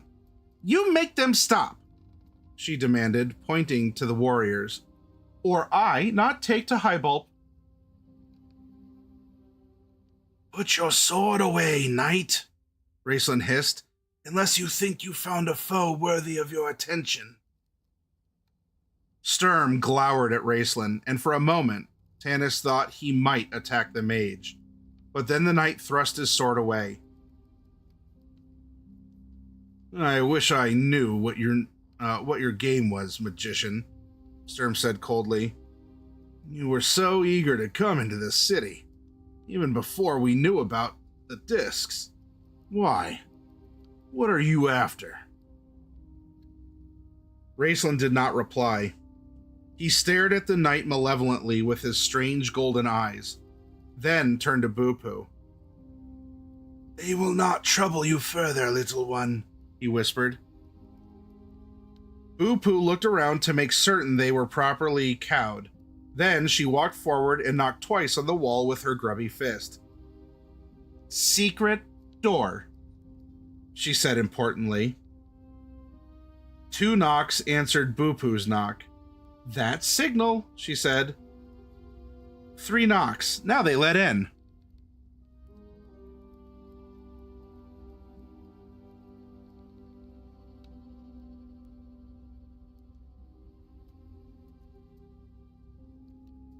But she only knocked twice, Tass began, giggling. Boo-Poo glared at him. Shh, Tanis nudged the Kender. Nothing happened. Boo-Poo, frowning, knocked twice more.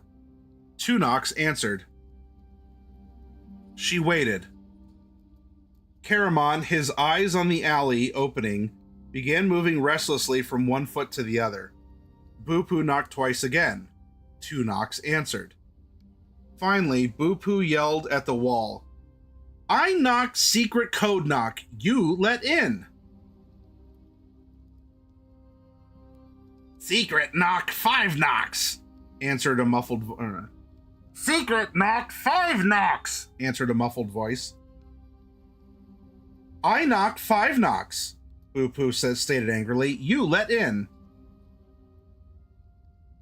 You knocked 6 knocks. I count 8 knocks, argued another voice. Boo-Poo suddenly pushed on the wall with both hands. It opened easily. She peered inside. I knocked 4 knocks, you let in, she said, raising a clenched fist. All right, the voice grumbled. Boo-Poo shut the door, knocked twice. Tanis, hoping to avoid any more incidents and delays, glared at the Kender, who was writhing with suppressed laughter. The door swung open again. You come in, the guard said sourly. But that not 4 knocks, he whispered to Boo-Poo loudly.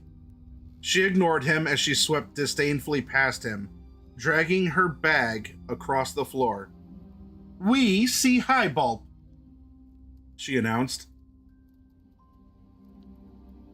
You take this lot to Highbulb? One of the guards gasped, staring at the giant Caramon and the tall Riverwind with wide eyes.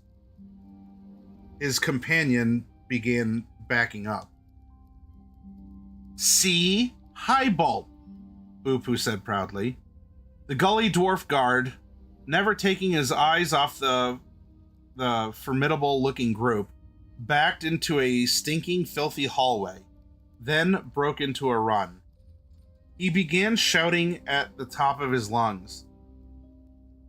An army has broken in! They could hear his shouts echo down the hallway. Bah! Boo-Poo sniffed. Glupfunger spawn. Come, see Highbulb. She started down the hallway, clutching her bag to her chest. The companions could still hear the shouts of the Gully Dwarf echoing down the corridor. An army of giants, save the Highbulb! The great Highbulb, Fudge the First, was a Gully Dwarf, although maybe that should just be Fudge 1, depending on their pronunciation and, linguistic and cultural quirks.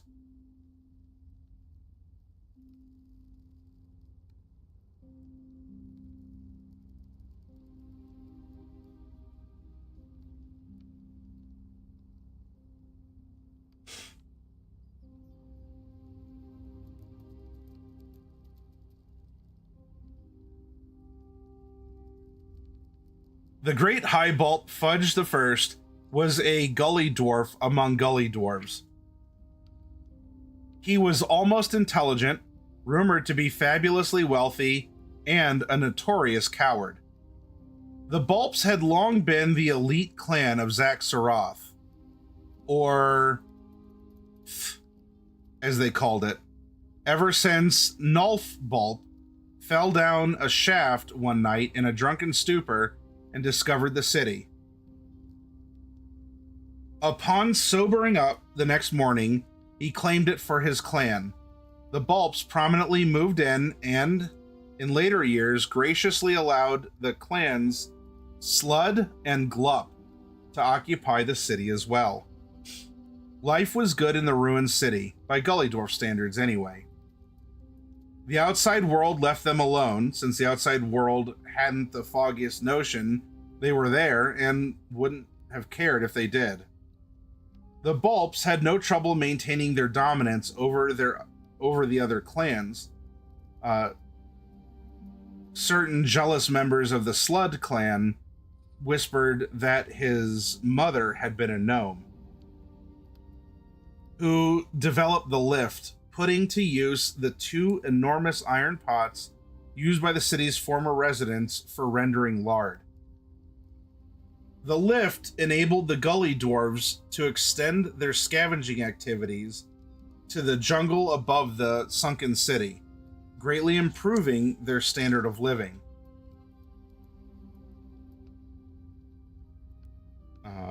Glungu Bulp became a hero and was proclaimed High Bulp by unanimous decision. The chieftainship of the clans had remained in the Bulp's family ever since. The years passed, and then, suddenly, the outside world took an interest in Zack Saroth. The arrival of the dragon and the Draconians put a sad crimp on the Gully Dwarf lifestyle. The Draconians had initially intended to wipe out the filthy little nuisances, but the Gully Dwarves, led by the Great Fudge, and that's spelled Phudge, Fudge, led by the Great Fudge, had cringed and cowered and whimpered and wailed and prostrated themselves so abjectly that the Draconians were merciful and simply enslaved them. So it was that the Gully Dwarves, for the first time in several hundred years of living in Zack Saroth, were forced to work. The Draconians repaired buildings, put things into military order, and generally made life miserable for the Gully Dwarves, who had to cook and clean and repair things. Needless to say, the Great Fudge was not pleased with this state of affairs. He spent long hours thinking up ways to remove the dragon. He knew the location of the dragon's lair, of course, and had even discovered a secret route leading there. He had actually sneaked in once when the dragon was away. Fudge had been awestruck by the vast amount of pretty rocks and shining coins gathered in the huge underground room. The great Highbulp had traveled some in his wild youth, and he knew that folk in the outside world coveted these pretty rocks, and would give vast amounts of colorful and gaudy cloth. Fudge had a weakness for fine clothes. In return. On the spot, the Highbulp drew up a map so that he wouldn't forget how to get back to the treasure. He even had the presence of mind to swipe a few on the smaller, a few of the smaller rocks. Fudge dreamed of this wealth for months afterwards, but he never found another opportunity to return. This was due to 2 factors. 1, the dragon never left again, and 2, Fudge couldn't make heads or tails of his map. If only the dragon would leave permanently, he thought. Or if some hero would come along and conveniently stick a sword into it. These were the Highbulp's fondest dreams, and this was the state of affairs when the Great Fudge heard his guards proclaiming that an army was attacking. Thus it came to pass that when Boo-Poo finally dragged the Great Fudge out from under his bed and convinced him that he was not about to be set upon by an army of giants, Highbulp Fudge I began to believe that dreams could come true. So you're here to kill the dragon? Said the great Highbulp Fudge I to Tanis Half-Elven. No, Tanis said patiently, we're not. The companion stood in the court of the Aghar before the throne of the Gully Dwarf Boo-Poo had introduced as Great Highbulp. Bupu kept an eye on the companions as they entered the throne room, eagerly anticipating their looks of stunned awe. Bupu was not disappointed. The looks on the companions' faces as they entered might well be described as stunned. The city of Zaxaroth had been stripped of its finery by the early Bulps, who used it to decorate the throne room of their lord. Following the philosophy that if 1 yard of gold cloth is good, 40 yards is better.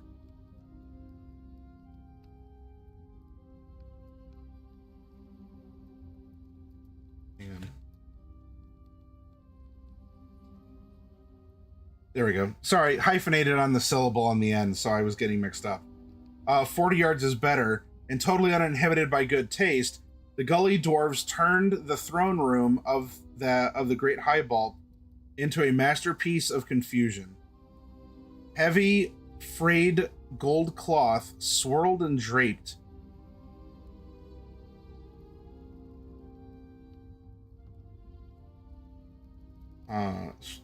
Draped every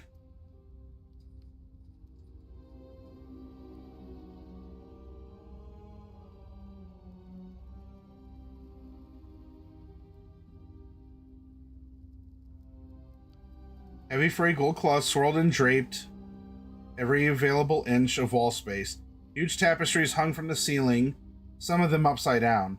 The tapestries must have once been beautiful. Beautiful, delicate colored threads blending to show scenes of city life or portray stories and legends from the past.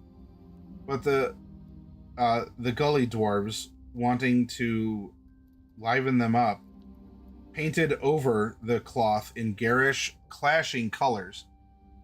Thus Sturm was shocked to the core of his being when confronted by a bright red Huma battling a purple spotted dragon beneath an emerald green sky.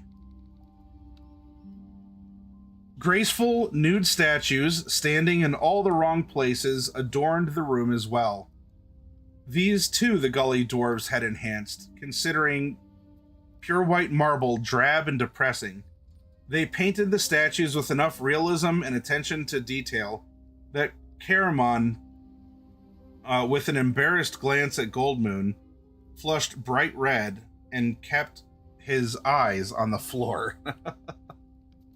So the Gully Dwarves are miniature painters as well. It's just in this case, the painter is the mini, but the subject matter is the mega.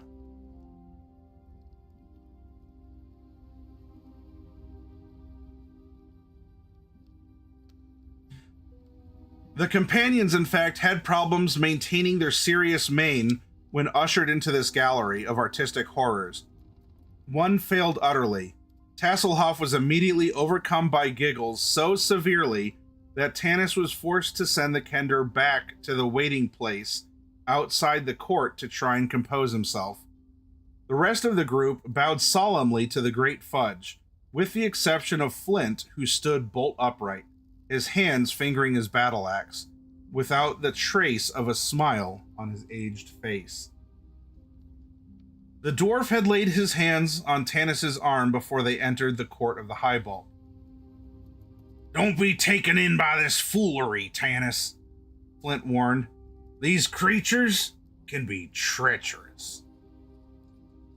The Highball was somewhat flustered when the companions entered, especially at the sight of the tall fighters, but Raceland made a few well-chosen remarks that considerably mollified and reassured, if disappointed, the Highball.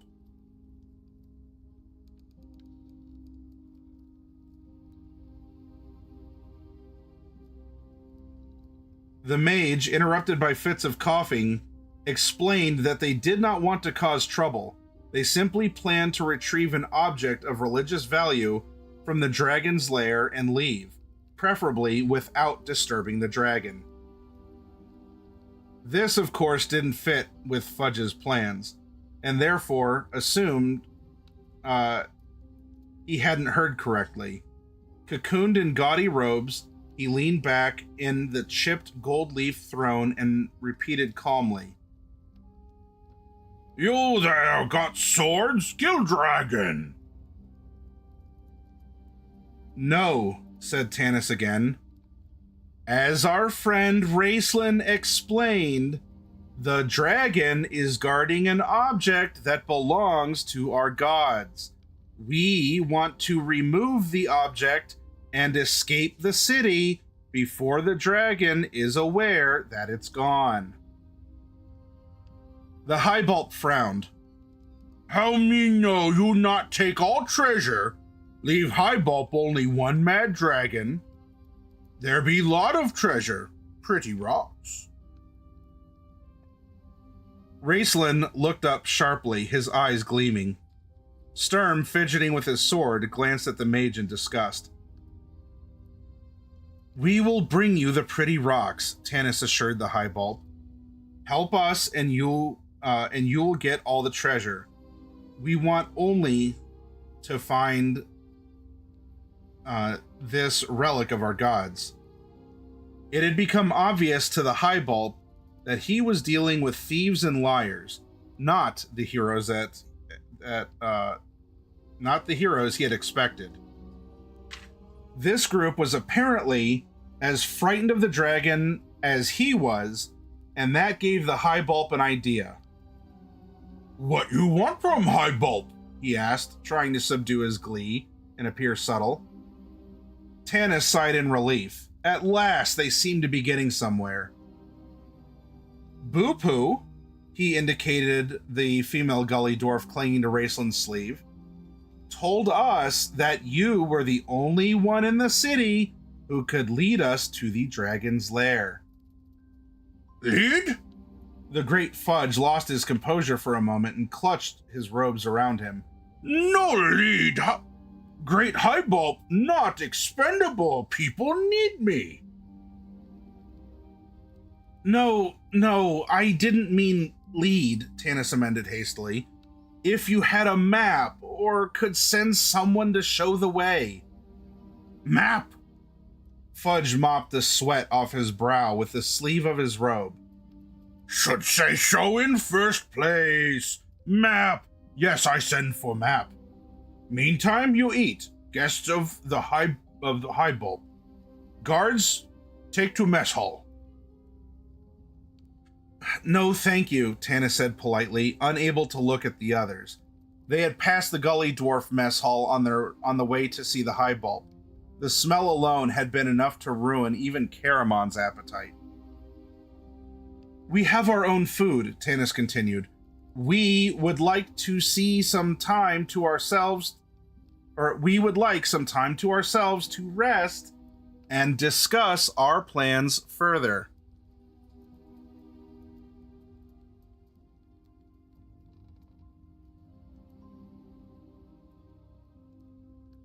"Certainly." The Highbolt scooted forward to the front of the throne. Two of his guards came over to help him down since his feet didn't touch the floor. "Go back to waiting place. Sit. Eat. Talk. I send map. Maybe you tell Fudge plans?" Tanis glanced swiftly at the gully dwarf and saw the Highbolt's squinty eyes gleam with cunning. The half-elf felt cold, suddenly realizing this gully dwarf was no buffoon. Tanis began to wish he had talked more with Flint. "Our plans are hardly formed, Your Majesty," the half-elf said. The great Highbolt knew better. Long ago, he had drilled a hole through the wall in the room known as Waiting Place, so that he could eavesdrop on his subjects as they waited for an audience with him, discovering what they intended to bother him about in advance. Thus, he knew a great deal about the companions' plans already, so he let the matter drop. The use of the term Your Majesty may have had something to do with this. The Highbolt had never heard anything quite so suitable. Your Majesty. Fudge repeated, sighing with pleasure. He poked one of his guards in the back. You remember. From now on, say Your Majesty. Yes, your Majesty. The gully dwarf stuttered. The great Fudge waved his filthy hand graciously, and the companions bowed their way out.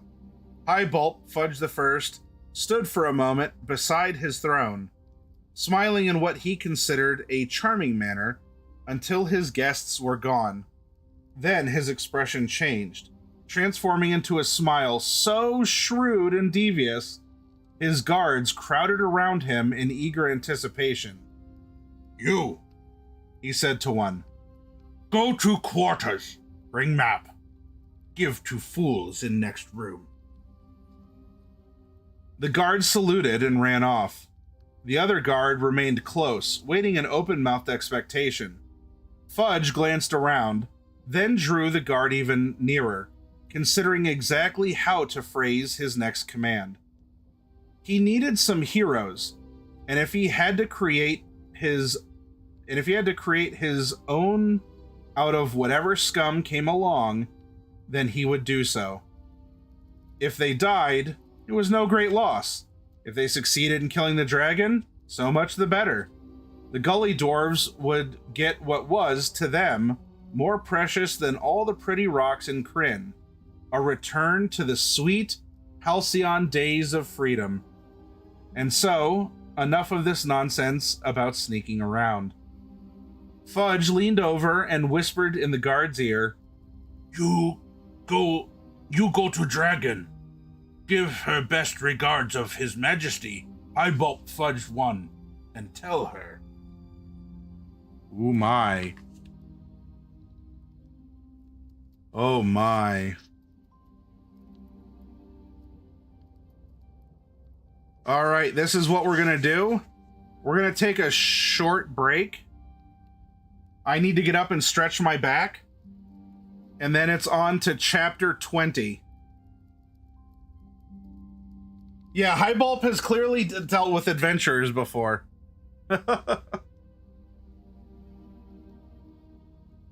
I'm almost reminded of Colonel Sanders from Spaceballs.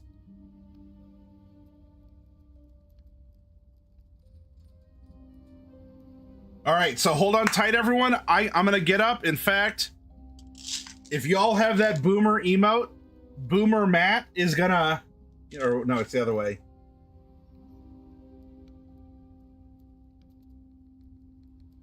Wait, over here? No, this is over here. Boomer Matt is gonna take some ibuprofen, and I think I have one more chapter in me. And we're gonna see what happens to the crew as they're is it betrayal if you expect it?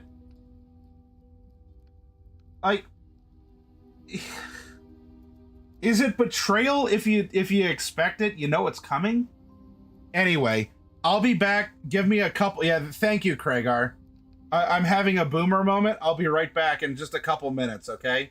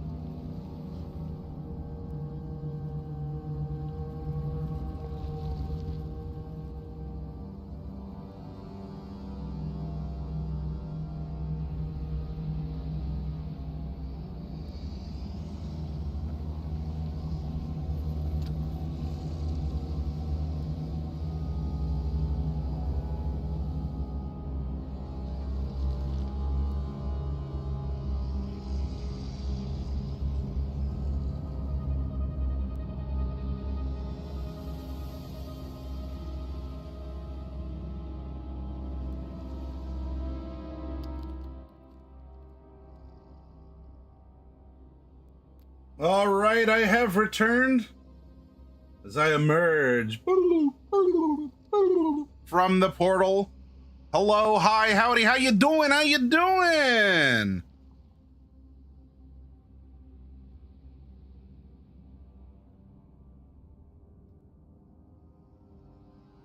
It's time.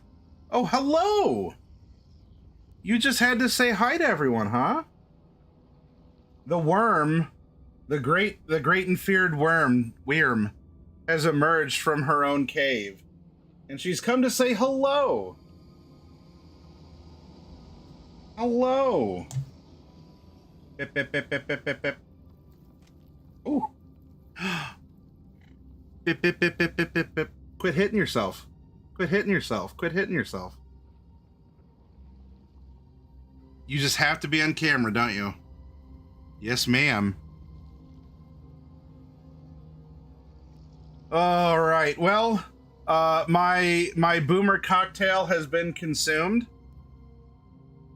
Real quick before we head back. Oh no, off that spacebar, please, ma'am.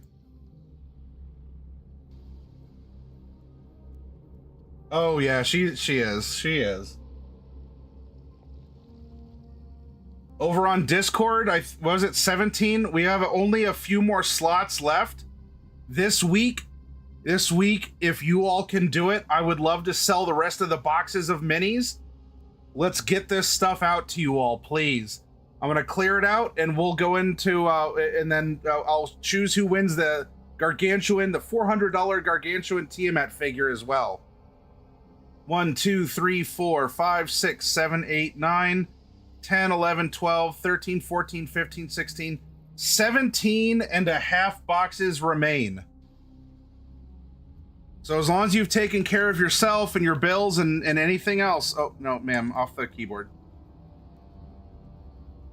If you can help with the channel fundraiser, this adopt-a-thon, to help me get all of these WizKids minis out of the office I'm moving out of at the end of this month, so in a couple days, I would greatly appreciate it, and we'll have a lot of fun, okay? Oh, no, off the keyboard. Hi, I love you. Yeah, I know, you're beautiful. But you're on the keyboard, ma'am.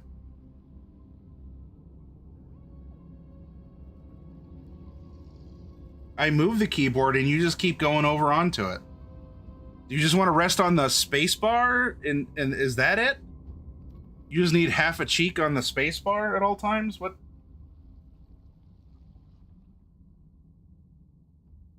She's rubbing on the Dragonlance book. All right, well, let's close this up. Yes, the light that burns is us.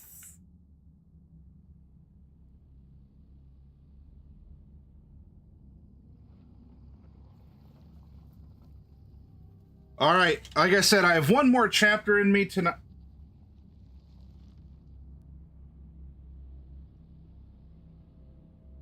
You're weird. Did you know that? Oh, the book's been blessed.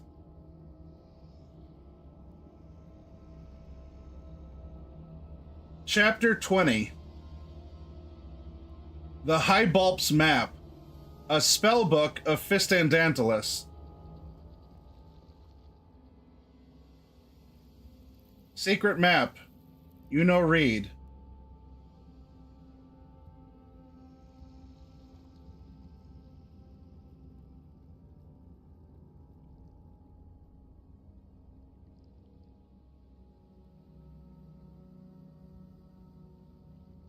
Hi, ma'am.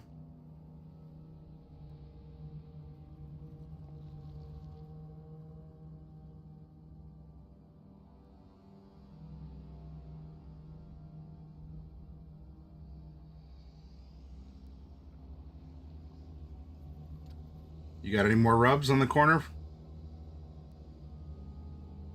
One more? Okay. Are you sure you don't have one more in you? You want to rub on that corner? Yeah, yeah. Oh. A double? A triple? A triple header? Oh my gosh. This book is so blessed.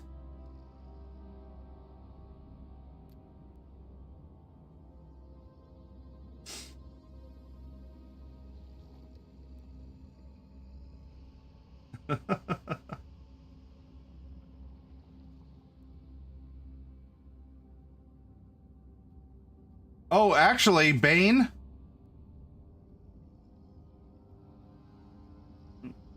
Where'd it go? Oh, you're guarding my treasure.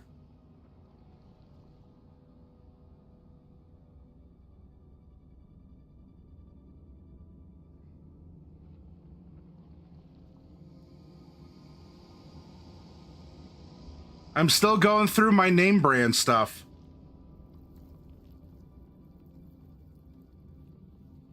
I'm all out of Verners. I don't have any more Verners. It is a branded.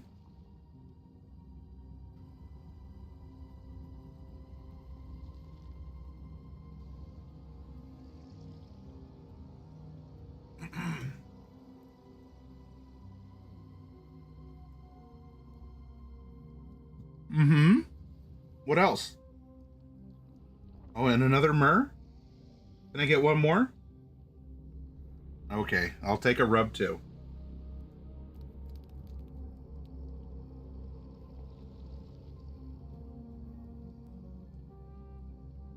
Ruffle your scruff? Right there, huh? Oh, right there. That's the stuff. Oh, that's the stuff.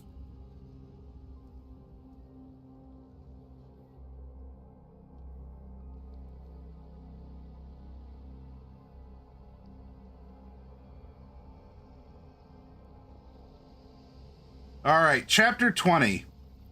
The High Bulps Map, a spellbook of Fistandantalus. Now that I start reading, she goes back to her corner of the desk.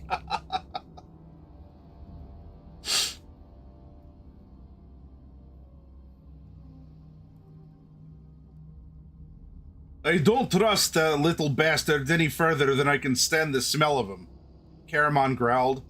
I agree, Tana said quietly. But what choice do we have? We've agreed to bring him the treasure. He has everything to lose and nothing to gain if he betrays us. They sat on the floor in the waiting place, a filthy antechamber outside the throne room. The decorations in this room were just as vulgar as in the court. The companions were nervous and tense, speaking little and forcing themselves to eat. Raceland refused food. Curled up on the floor apart from the others, he prepared and drank down the strange herbal mixture that eased his cough.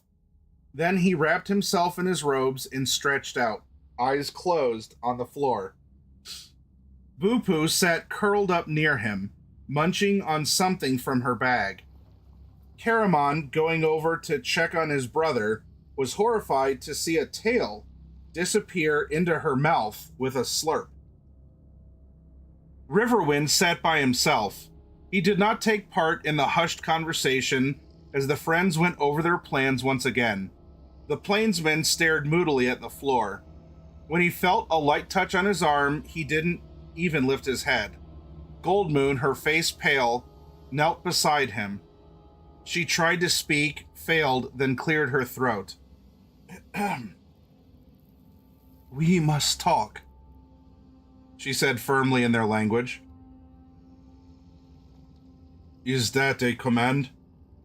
He asked bitterly. She swallowed. Yes, she answered, barely audible. Riverwind rose to his feet and walked over to stand in front of a garish tapestry. He did not look at Goldmoon or even speak to her.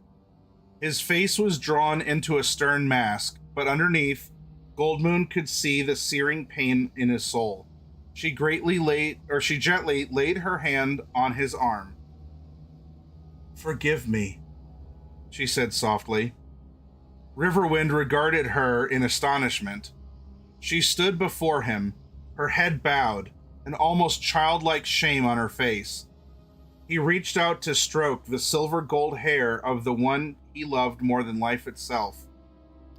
He felt Goldmoon tremble at his touch, and his heart ached with love. Moving his hand from her head to her neck, He very gently and tenderly drew the beloved head to his chest, and then suddenly clasped her in his arms.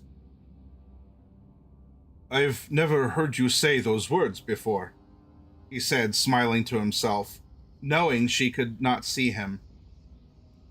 "I have never said them," she gulped, her cheeks pressed against his leather shirt. "Oh, my beloved, I am sorrier than I can say that you came home to Chieftain's daughter and not Gold Moon. But I've been so afraid." "No," he whispered. "I am the one who should ask forgiveness." He raised his hand to wipe away her tears. "I didn't realize what you had gone through. All I could think of was myself and the dangers I faced. I wish you had told me, heart's dearest." "I wish you had asked," she replied, looking up at him earnestly.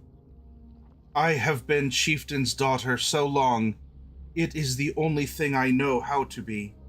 It is my strength. It gives me courage when I am frightened. I don't think I can let go." "I don't want you to let go." He smiled at her, smoothing wayward strands of hair from her face. "I fell in love with Chieftain's daughter the first time I saw you. Do you remember? At the games held in your honor." "You refused to bow to receive my blessing," she said. "You acknowledged my father's leadership, but denied that I was a goddess. You said man could not make gods of other men." Her eyes looked back so many, many years. "How tall and proud and handsome you were, talking of ancient gods that did not exist to me then." "And how furious you were," he recalled. "And how beautiful. Your beauty was a blessing to me in itself. I needed no other. You wanted me thrown out of the games." Gold Moon smiled sadly.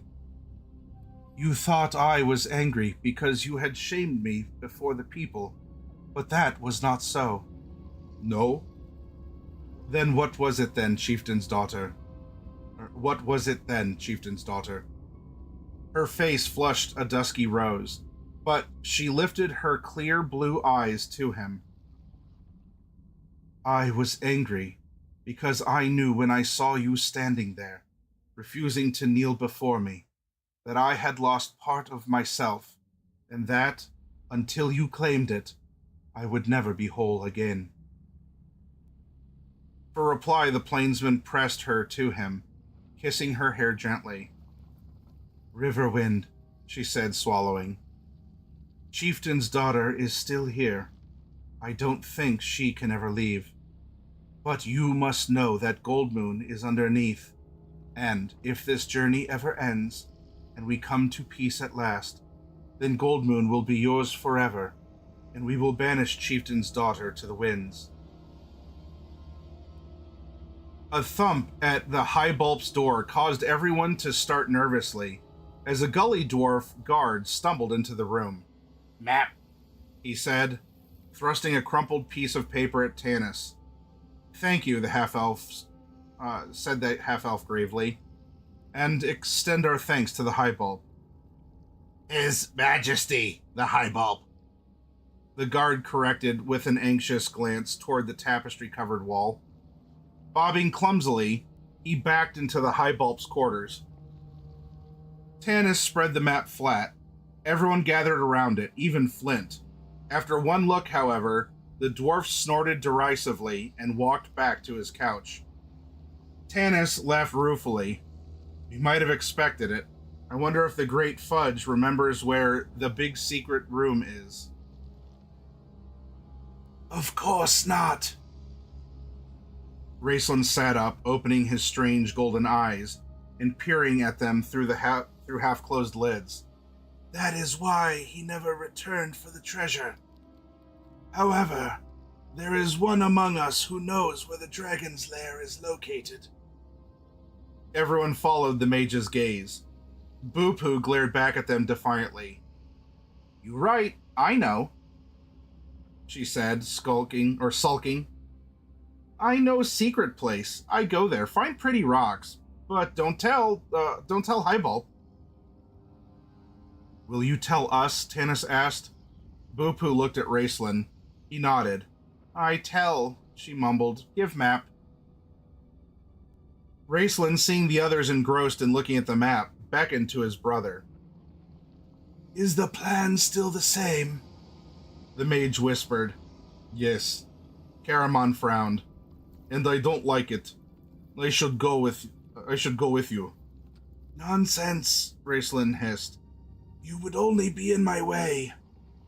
Then he added more gently, "I will be in no danger, I assure you." He laid his hand on his twin's arm and drew him close. "Besides," the mage glanced around, "there is something you must do for me, my brother. Something you must bring me from the dragon's lair." Raceland's touch was unusually hot. His eyes burned.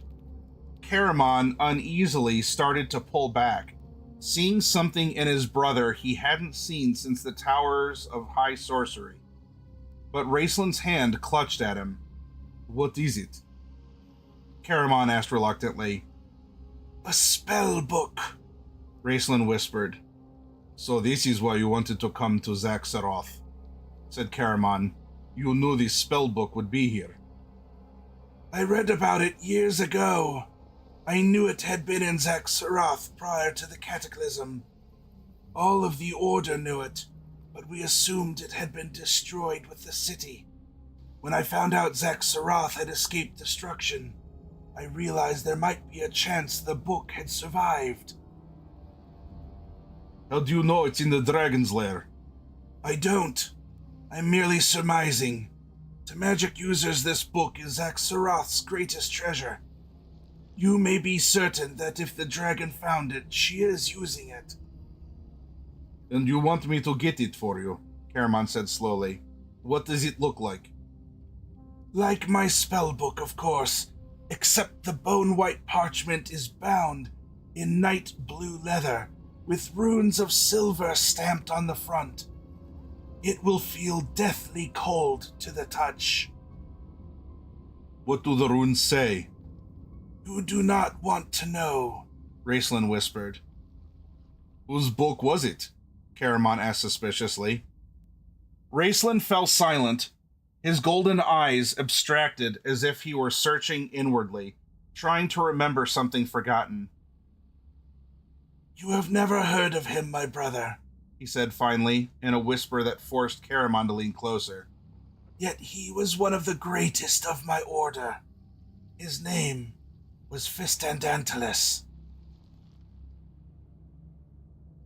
"The way you described the spellbook," Caramon hesitated, fearing what Raceland would reply.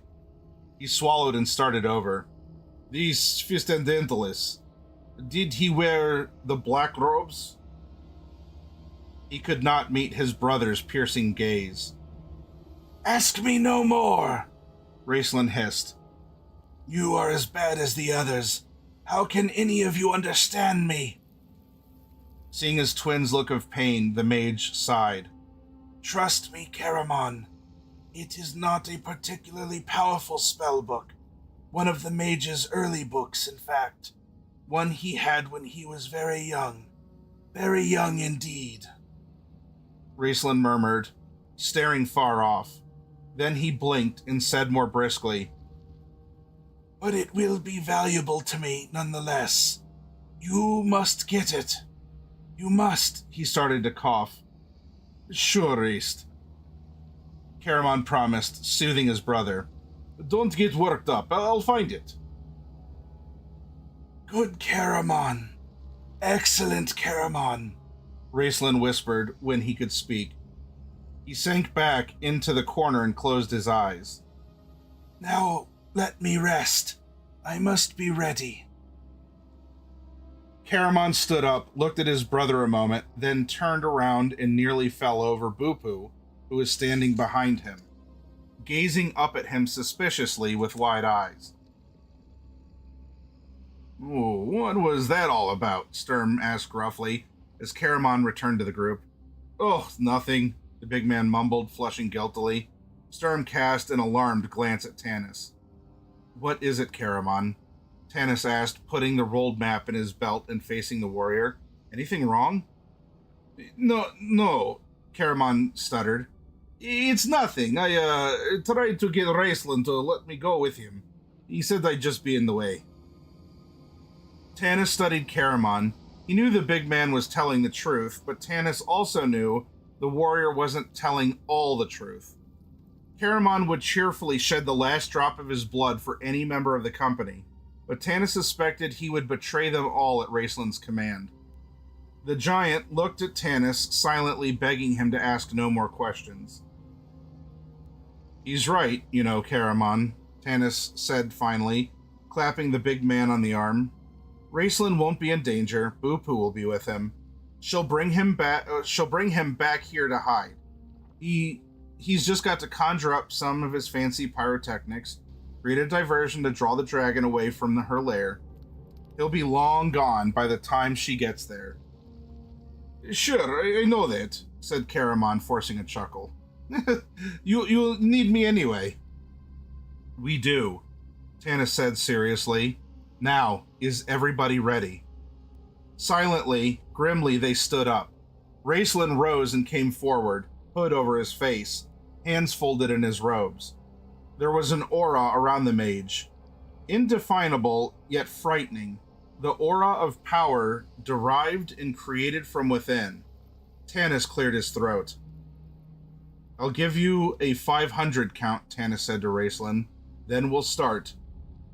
The quote-unquote secret place marked on the map is a trapdoor located in a building not far from here, according to your little friend. It leads beneath the city to a tunnel that comes up under the dragon's lair, near where we saw her today. Create your diversion in the plaza, then come back here. We'll meet here, give the high bulb his treasure, and lie low until night. When it's dark, we'll escape." "I understand," Raceland said calmly. "I wish I did," Tanis thought bitterly. "I wish I understood what was going on in that mind of yours, mage." But the half-elf said nothing. "We go now?" asked Bupu, looking at Tanis anxiously. "We go now," Tanis said. Raceland crept out from the shadowy alley and moved swiftly down the street to the south. He saw no signs of life. It was as if all the gully dwarves had been swallowed up by the mist. He found this thought disturbing and kept to the shadows. The frail mage would move silently if there was need. He only hoped he could control his coughing. The pain and congestion in his chest had eased when he drank the herbal mixture whose recipe had been given him by Parsalian, a kind of apology from the great sorcerer for the trauma the young mage had endured. But the mixture's effect would soon wear off. Bupu appeared out from behind his robes, her beady black eyes squinting down the street leading east to the great plaza. "No one," she said, and tugged on the mage's robe. "We go now." No one, thought Raceland, worried. It didn't make sense. Where were the crowds of gully dwarves? He had the feeling something had gone wrong, but there wasn't time to turn back. Tanis and the others were on their way to the secret tunnel entrance. The mage smiled bitterly. What a fool's quest this was turning out to be. They would probably all die in this wretched city. Bupu tugged on his robe again. Shrugging, he cast his hood up over his head, and together, he and the gully dwarf flitted down the mist-shrouded street. Two armor-clad figures detached themselves from a dark doorway and slunk quickly after Raceland and Bupu. "This is the place," Tanis said softly. Opening a rotting door, he peered in. "It's dark in here. We'll need a light." There was a sound of Flint striking lowercase f Flint. Flint didn't fall and use his helmet on the flagstones as a way to spark fire. Although I suppose he could if he really wanted to. Oh, you know what? This has been up the whole time. I wanted to get that back.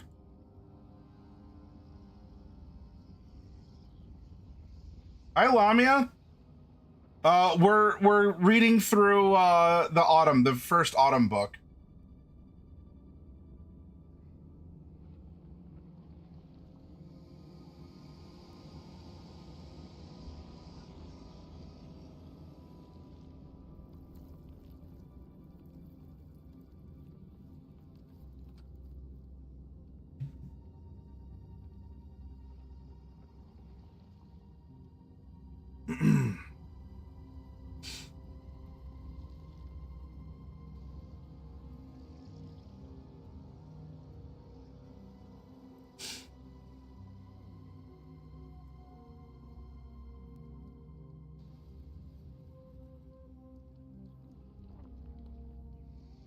All right, I'm sorry. This is the place, Tannis said softly. Opening a rotting door, he peered in. It's dark in here. We'll need a light. There was a sound of lowercase f Flint striking metal, and then a flare of light as Caramon lit one of the torches they had borrowed from the highball. The warrior handed one to Tannis and lit one for himself and Riverwind. Tannis stepped inside the building and immediately found himself up to his ankles in water. Holding the torch aloft, he saw water pouring in steady streams down the walls of the dismal room. It swirled around the center of the floor, then ran out through cracks along the edges. Tannis sloshed to the corner and held his torch close to the water. There it is, I can see it, he said as the others waded into the room. He pointed to a trap door in the floor. An iron pull ring was barely visible in the center. Caramon? Tannis stood back. Bah! Flint snorted. If a gully dwarf can open this, I can open it. Stand aside. The dwarf elbowed everyone back, plunged his hand into the water, and heaved. There was a moment's silence. Flint grunted. His face turned red. He stopped, straightened up with a gasp, then reached down and tried again. There wasn't a creak. The door remained shut. Tannis put his hand on the dwarf's shoulder. Flint, Bupu says she can only go down during the dry season. You're trying to lift half the new sea along with the door. Well, the dwarf puffed for breath. Why didn't you say so? Let the big ox try his luck. Caramon stepped forward. He reached down into the water and gave it a heave. His shoulder muscles bulged and veins in his neck stood out. There was a sucking sound. Then the suction was released so suddenly, that the big warrior nearly fell over backwards. Water drained from the room as Caramon eased the wooden plank door over. Tannis held his torch down to see. A 4-foot square shaft gaped in the floor. A narrow iron ladder descended into the shaft. What's the count? Tannis asked, his throat dry. 403, answered Sturm's deep voice. 404. The companions stood around the trapdoor, shivering in the chill air, hearing nothing but the sound of water pouring down the shaft. 451, noted the knight calmly. Tannis scratched his beard. Caramon coughed twice, as though reminding them of his absent brother. Flint fidgeted and dropped his axe in the water. Tass absent-mindedly chewed on the end of his topknot. Goldmoon, pale but composed, drew near Riverwind, the nondescript brown staff in her hand. He put his arm around her. Nothing was worse than waiting. 500, said Sturm finally. About time. Tasselhoff swung himself down onto the ladder. Tanis went next, holding his torch to light the way for Goldmoon, who came after him. The others followed, climbing slowly down into the access shaft of the city's sewage system. The shaft ran about 20 feet straight down, then opened up into a 5-foot wide tunnel that ran north and south. Check the depth of the water, Tanis warned the Kender as Tass was about to let go of the ladder. The Kender, hanging onto the last rung with one hand, lowered his hoopak staff into the dark, swirling water below him. The staff sank about halfway. 2 feet, said Tass cheerfully. He dropped in with a splash, the water hitting him around the thighs. He looked up at Tanis inquiringly. That way, Tanis pointed, south. Holding his staff in the air, Tasselhoff let the current sweep him along. Where's that diversion? Sturm asked, his voice echoing. Tanis had been wondering that himself. We probably won't be able to hear anything down here. He hoped that was true. The race will come through, don't worry, Caramon said grimly. Tanis! Tasselhoff fell back into the half-elf. There's something down here! I felt it go by my feet! Just keep moving, Tanis muttered, and hope it isn't hungry. They waited on in silence, the torchlight flickering off the walls. Creating illusions in the mind's eye. More than once, Tanis saw something reach out for him, only to realize it was the shadow cast by Caramon's helm or Tass's hoopak. Remember, Caramon has a dragon helm, so you can only imagine that the light, would create an interesting shadow, or the hoopak staff, which has kind of a slingshot on it, and so the wobbly bit as well. That those would be creating interesting shadows, right? The tunnel ran straight south for about 200 feet, then turned east. The companion stopped. Down the eastern arm of the sewer glimmered a column of dim light, filtering down from above. This, according to Bupu, marked the dragon's lair. Douse the torches, Tanis hissed, plunging his torch in the water. Touching the slimy wall, Tanis followed the Kender, Tass's red outline showing up vividly to his elven eyes, through the tunnel. Behind him, he heard Flint complaining about the effects of water on his rheumatism. Shh, Tanis whispered as they drew near the light, trying to be silent in spite of clanking armor. They soon stood by a slender ladder that ran up to an iron grating. No one ever bothers to lock floor gratings. I'm sorry, this should be lighter. This is Tass, not Tanis. No one ever bothers to lock floor gratings. Tass pulled Tanis close to whisper in his ear, but I'm sure I can open it if it is. Tanis nodded. He didn't add that Bupu had been able to open it as well. The art of picking locks was as much a matter of pride to the Kender as Sturm's mustaches were to the knight. They all stood watching, knee-deep in water as Tass skimmed up the ladder. I still don't hear anything outside, Sturm muttered. Shh, Caramon growled harshly. Grrr. The grating had a lock, a simple one that Tass opened in moments. Then he silently lifted the grating and peered out. Sudden darkness descended on him. Darkness so thick and impenetrable, it seemed to hit him like a lead weight, nearly making him lose his hold on the grating. Hurriedly, he put the grating back into place without making a sound, then slid down the ladder, bumping into Tanis. Tass? The half-elf grabbed him. Is that you? I can't see. What's going on? I don't know. It just got dark all of a sudden. What do you mean you can't see? Sturm whispered to Tanis. What about your elf talent? Gone, Tanis said grimly. Just as in Darkenwood, and out and out by the well.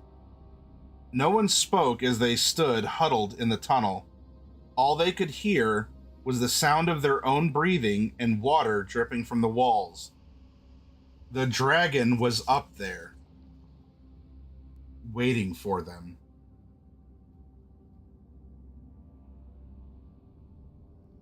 Dun, dun, dun! But of course, that's because Fudge had betrayed them. Fudge had betrayed them to the dragon, right? How many books are there in the Dragonlance saga? I don't know about hundreds. I don't know the full amount.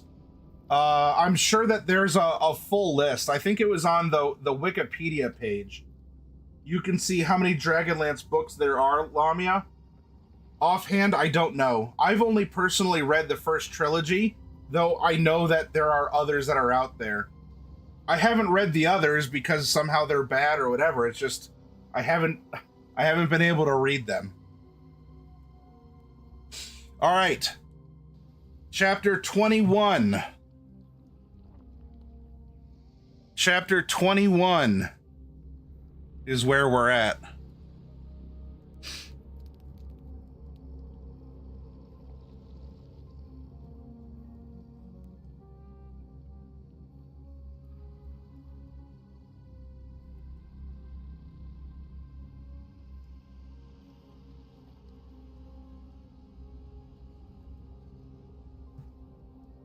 Now what we're going to do, we're going to continue a story, but we're going to go from, interestingly, this city is being described as having sewers and even metal pipes.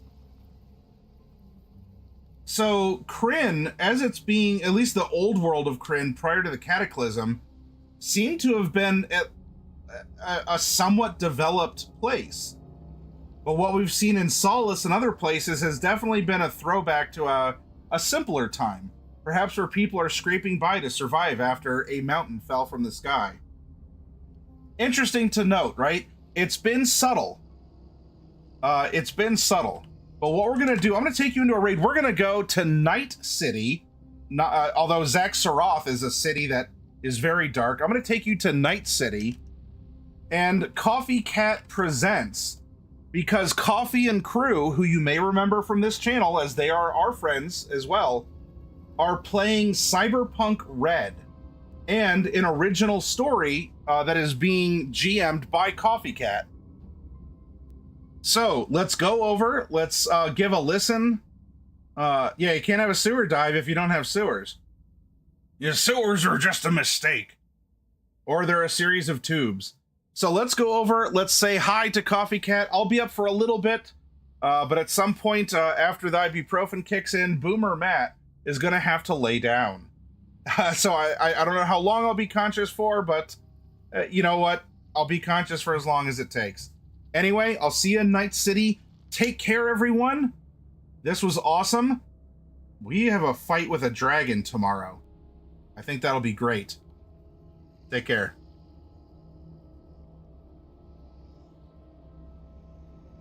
In her eyes when she looks at him.